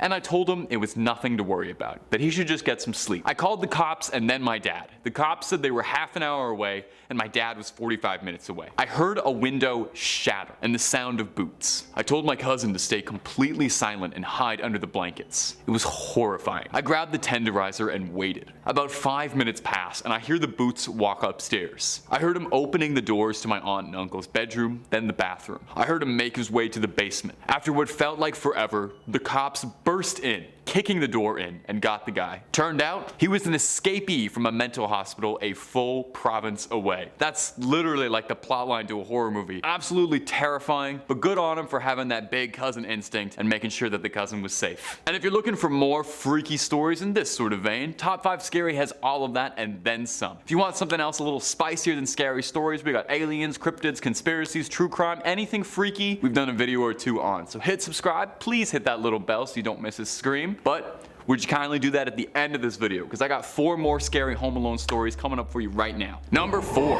It's another post from this same thread asking about people's scary Home Alone stories. This one very likely is going to have you locking the door tight and probably spending the night with the blankets pulled all the way up to your eyes. I had just moved into my first apartment. It was around 8:30 p.m. and I heard the doorknob moving like somebody was putting a key in it and turning and knocking. At first, I got pretty excited that my at the time boyfriend was home, but then I realized that it was too early in the day. He usually came home nearer to 11 and it was only 8:30 still. So I looked outside at the kitchen window and I didn't see his car or anyone's car that I recognized parked outside, and that's when I started to panic. The doorknob kept moving for a few more seconds and then stopped. A few minutes later, they had some piece of metal that they were sticking between the door to try and open the door. I freaked out, and I locked myself in the bathroom. I grabbed a blade from the kitchen to try and protect myself. I called the cops. Whatever was on the other end was trying to pry the bathroom door open for about 3 full minutes before they stopped. Interrupting the story a bit, can you even imagine how horrifying that would be? 3 minutes locked in your bathroom waiting for the boys in blue to arrive while someone's clawing at your door? This person is braver than I. For context, this video has been about 4 minutes up to this point. Imagine the entire video you just watched, but you're petrified and shaking in a bathroom. Anyway, back to the story. Eventually the cops came in and they found an elderly man roaming my apartment with a crowbar. He used to live in my apartment and he wanted a bunch of stuff back that we took when we moved in. Police told me he was delusional. I'm so thankful and glad I didn't answer to the door. To this day, my heart still skips a beat when someone knocks on my door. And mine too. I don't think I'm opening my door for strangers anytime soon. Number 3. I was home alone and my parents were out of town. We just moved into the house, so there was an empty lot next to the house with a half-built house on it. My parents were the types to always leave the door unlocked. While they were gone, I was watching TV when all of a sudden, the door that leads into my garage from the inside starts to wiggle. I put my TV on mute to listen and I see it move this time. I start freaking out and I'm kind of in shock looking for the phone. I can't find the house phone, so I search for myself. I remembered I left my charger in my parents' car, so now I am frantically looking for the house phone. Our house was pretty new, so my mom hadn't even put blinds or drapes up in the kitchen or living room. Again, no blinds, no phone. Whoever was wiggling the doorknob starts banging on the windows in the living room. I shoot upstairs looking frantically for the phone and also trying to figure out how and where I'd jump out of my house to get away from the maniac that's probably outside my door if I needed to. He then starts pounding on my door. I can tell at this point that he's using something metal or plastic by the sound of the thumps. I genuinely thought he was going to shoot my door open. I remember at that because I was mad at myself for being such a fool. I frequently talked on the phone and I always just left it lying around. I never put it back on the base. I wanted so badly to push the button to detect where my house phone is, but I thought if he heard where it was, he'd break the window near it and take it. I then remembered I left the phone in my mom's room, and as I passed the hallway, I see her dad's old weapon in my parents' bedroom, a long arm. I find the phone and I call 911. As I'm on the phone, the window breaks. I'm upstairs and I am scared to death, and suddenly everything goes silent. I'm waiting in my parents' bedroom. Pitch black closet for what seems like eternity. I hear the sirens. Cops show up, but there's no one to be found. I figured they hadn't gone too far since the incident had just occurred, but the cops never found my tormentor. On the plus side, the company that built the house next to us hired overnight security for the house, which was definitely refreshing. Number 2. In fall 2016, I moved into half of a really old house. It was built in the 1880s, a stone's throw from the original campus of Indiana State, which is now a park filled with homeless people. The owners basically turned it into a weird duplex kind of deal. Anyway, the layout of this house was pretty weird. You walked in the door and you were in a living room type space, and then you kept walking and there was a doorway to a bedroom, and past that was the kitchen. No doors. Only door inside the apartment was to the bathroom and one that led to the shared basement. This is a terrible living situation, may I say. My first night there was uneventful. I was kind of uncomfortable because I hadn't lived by myself in a long time and I was just sort of feeling lonely and on edge. I stayed up late and eventually fell asleep, but woke up around 3 in the morning. Cliché, I know. What woke me up sounded like a group of drummers were drumming on every flat surface of the living room. It went on for a while and I was completely terrified. It was just a cacophony of sound. After about 2 or 3 minutes, I finally gathered up the courage to get up and check on it. And as soon as I passed the threshold to the living room, it just stopped. Nothing happened the rest of the night, but I didn't get much sleep at all. A couple of days later, my friend was visiting and he was about to leave. We were standing by the front door to my bookshelf and I told him about how I was having trouble sleeping, and I told him that story about my first night there. As I was saying this, a book threw itself off the bookshelf and onto the floor 3 feet away. It had to fly past the dresser the shelf was perched and landed between the two of us. He just gave me a creeped out look and said, "I have to go." And I don't blame him. Eventually, I asked the guy in the other half of the apartment what was up, as he'd lived there for 8 years. He told me that no one stayed longer than a year and they all reported the same stuff. For whatever reason, he said nothing ever happened on his side. Doesn't make sense, but there it is. And sometimes, you just don't get the answers, and that's way scarier. And number 1, do you remember your first job? Mine was a newspaper route. Maybe yours was like a grocery store clerk or a babysitter. This next tale is a tale of babysitting gone deeply wrong. Perhaps one of the most infamous home invasion stories in American history is the babysitter killings in 1978. Lauren Strode was a young woman looking to take on a bit of responsibility and earn some spare pocket cash for the upcoming summer. She and her friends had a bit of a sitters club. On October 31st, 1978, Strode was looking after Tommy Doyle, a neighborhood boy while his parents were out, alongside friends Ann Brackett and Linda Vanderclough looking after one Lindsay Wallace. It seemed like it would be a fun night like any other in a sleepy town. Unfortunately, unbeknownst to the girls, earlier that week a mental patient from Smith's Grove Sanitarium nearby had escaped containment and was on the loose and suspected to be around the Haddonfield area. A quiet investigation being led by Sheriff Brackett, Anne's father, and a psychiatrist at Smith's Grove was underway to try and apprehend the patient, who had been incarcerated after killing his sister years ago in a fit of unprecedented, terrifying violence. The patient had disguised himself and was stalking the streets of Haddonfield and had come across Strode out of a psychotic obsession. He stalked the girl for days until eventually making his move, and then proceeded to invade the home of Linda Vanderklok and strangled her alongside boyfriend Bobby Sims. Strode protected the youth she was looking after, and thankfully both Tommy Doyle and Lindsay Wallace were not harmed in any way, and boldly attacked the invader with a knitting needle, subduing him long enough for authorities to arrive, where he was apprehended and returned to Smith's Grove Sanitarium, where he remained for 40 years. Strode remained in Haddonfield, where she lives quietly and would prefer not to be disturbed, looking after her daughter and granddaughter, and does not celebrate Halloween much anymore. Number 5. The Walking Dead. My first true tale of phantasmic terror comes to us from Reddit user Jalcott, answering a question posed in the thread, "Nurses and doctors of Reddit, what's the weirdest, most paranormal thing you've ever experienced?" Hospitals already seem pretty haunted as is, so it's no surprise that there was so many good answers, but Jalcott stood out. Take a listen. I'm a psychiatric nurse, and early on in my career, I worked at a residential mental health facility. One of our residents was an elective mute, which means that he didn't talk, but there was no medical reasoning as to why. He had spoken earlier in his life, and in fact seemed quite normal back then, with the exception of being close to 7 feet tall. He'd been raised in the Deep South and joined the army when he was 19, but one night he vanished. He was declared AWOL, and eventually he was declared missing, and later officially declared dead. However, 10 years later, a 7-foot-tall man walked into a Virginia hospital ER in my part of the Midwest and said to the receptionist, "My name is Marion Deschênes, and I've been dead for 10 years. And according to the Redditor, those were the last words he ever spoke to anyone. He had shown up to the hospital covered in dust and wearing an old uniform that he'd been wearing the night he vanished. His social security had not been used at all, and he had no ID on him whatsoever. However, via fingerprints, they were able to identify him. The family was notified, but they said they had already grieved their lost man and that whoever was claiming to be him simply wasn't, and asked to never be contacted again."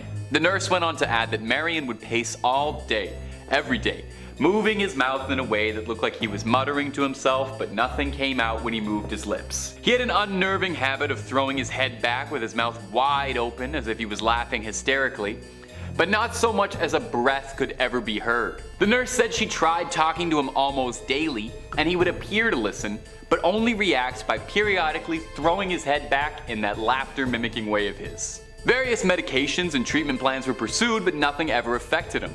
Therapy was tried as well, but all that would happen was Marion would just grin and start pacing again. She goes on to say that on her last day, she saw Marion pacing in the parking lot, throwing back his head to laugh. She closes by saying all those years she'd wondered, was he a ghost? And all those years later, she still doesn't know. Click through and listen to as many top 5 scary videos as your ears can handle. Moving on. Number 4, things that go bunk in the night. Now you would never ever believe this, but our next story comes from Reddit as well. A similar thread, a similar question. What's the most paranormal thing you've ever experienced? Lots of good ones to pick from, but this one from Mad Rampager really stood out for me. I used to be in the military. The training camp bunk that we lived in was said to be haunted. Occasionally, our stuff would go missing and reappear in weird places, like under our bed or inside a bag that we'd zipped up and stuff. No big deal, right?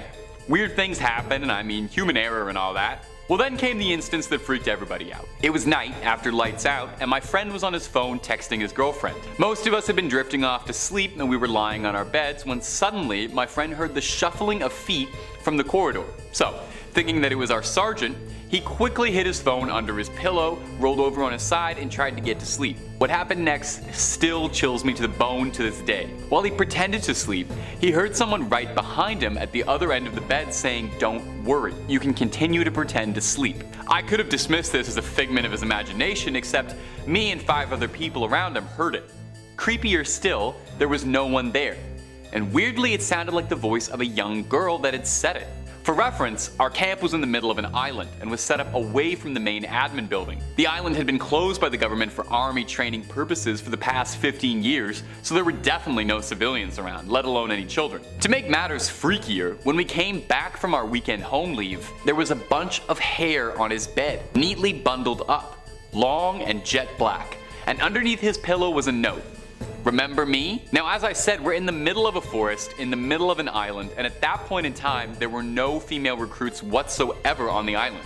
Our bunks were locked for the weekend, and the duty sergeant had no idea what had happened. We never spoke about it again after that night, and it still chills me every time I think about it. Number 3, old friends. Our next story is from a Reddit thread asking, what's your ghost story? And I gotta point this one out just because it was too funny, but the original poster included the title in brackets, serious, to deter any would-be paranormal pranksters. Just serious ghost stories, please.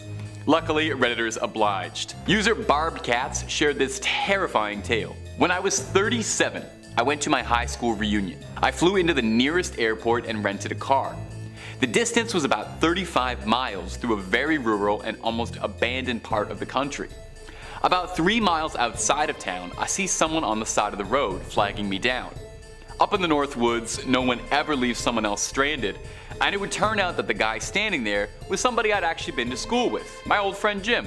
Jim gets in the car and we start talking, catching up. I hadn't seen him in 20 years, but he still looked the same, maybe just a little bit older. We get to town and I ask him if he wants to come to the reunion with me and have a drink. He says no, just take me back home. Jim's parents had lived only a few blocks from my grandmother's, and I turned in that direction, but he said to take him to the part of town that really was just the outskirts, up by the fairground and the cemetery. There was a mobile home park out there, and I figured that must be where he lived. When we reached the end of the turn, he said, just drop me off here. It was nice to see you again, and he walked off into the night. So I went to the high school reunion, met up with some old classmates, and we start to talk. Now please understand me here. I am stone cold sober, nor do I ever take anything harder than soda. Tired after a 13-hour flight, but I was completely sober. As we were talking about who was showing up and who wasn't, I mentioned to my old classmate that I just picked Jim up a few miles off east of town and had dropped him up by the fairgrounds. Now for some reason everyone got really quiet. Even the guy belting out karaoke stopped, and my cousin went white as a shirt. Barb. Jim died 8 years ago. Rolled his car. I start to feel really dizzy, and I go out to the car to take some deep breaths and decide whether or not I'm going crazy. And there on the seat was a newspaper printed 8 years ago containing Jim's obituary. I still have that damn paper. Every now and again, I take it out to stare at it, and I still wonder just what the hell happened that night. Number 2, Ghost on the Line. The next story comes to us from a thread asking law enforcement officers of Reddit, what is the creepiest call that you've ever been on? We got a very creepy answer from user Smokey Bonaparte sharing this creepy little tale.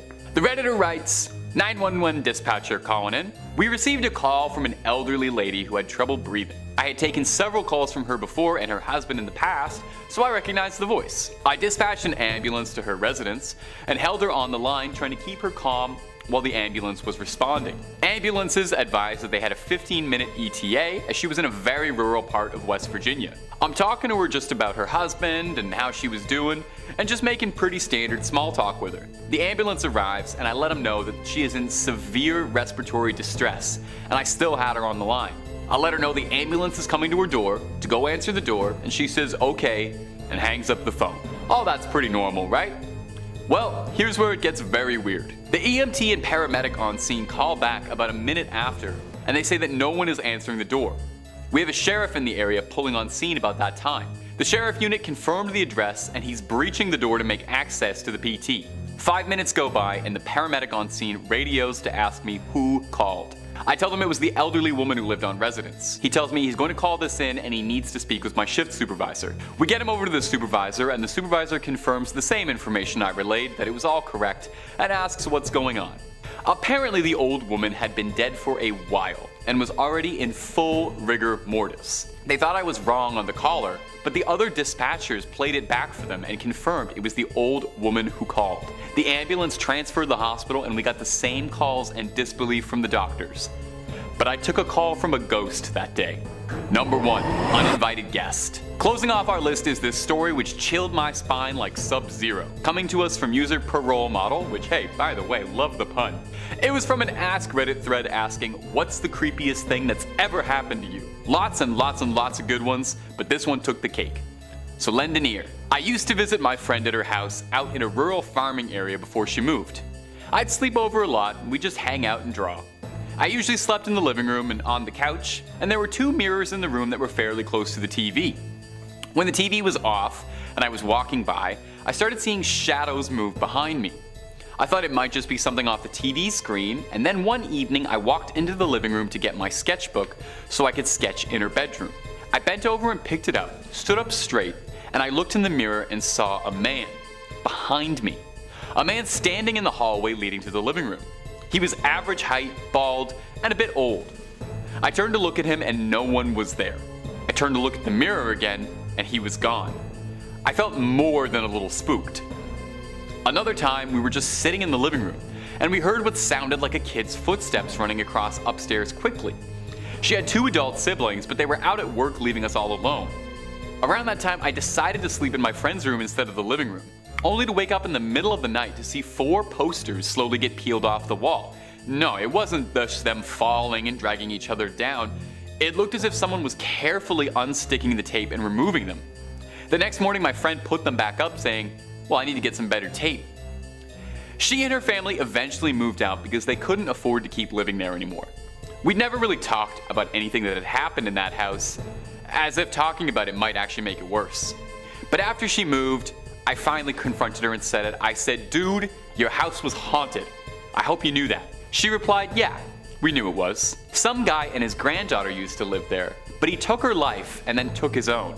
So it was probably them or something. I never told you because I didn't want to scare you. Later, she would dig out a copy of a news article she got from a local paper about the crime.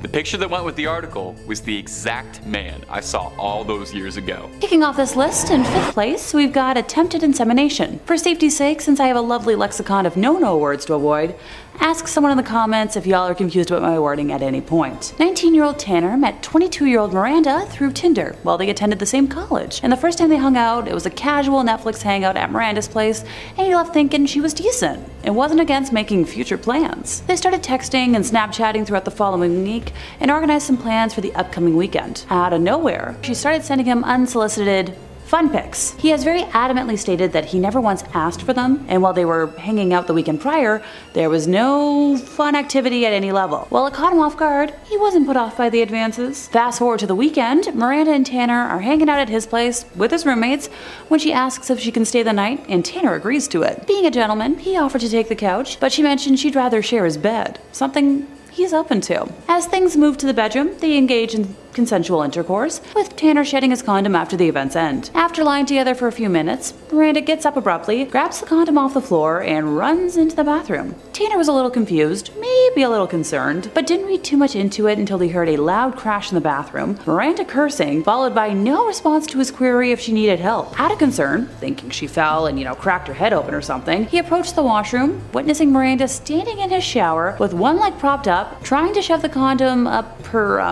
hoo-ha after she had flipped it inside out. Tanner rightfully panicked and slammed the door, unsure of how to act. Miranda quickly left, and Tanner never heard from her ever again. While this story might not seem as horrific as others to come, it definitely left my mind boggled. In 4th place, we have a multifaceted date. On a random lonely fall day, resident lonely heart Nicholas was swiping and matched up with a lovely looking lady named Holly and sent off a hello to kickstart a conversation. While I might not be much of a dating app expert, that's quite often a long shot way of catching attention, but hey, it worked. Holly immediately offered to meet up, and Nicholas jumped at the offer, with the duo deciding to meet at a nearby frozen yogurt spot. When he arrived, Holly was already deep in a bowl of dessert, so he purchased his own serving and joined her, with the duo exchanging the usual small talk to break the ice. Eventually, the topic of school came up, and at the time, Nicholas was a junior in college, so he told Holly about what he was studying and that he wasn't entirely sure what he wanted to do after he graduated. She laughed in response, saying she knew exactly what he meant. Who doesn't? Holly explained that throughout her time in high school, she regularly wore men's clothing,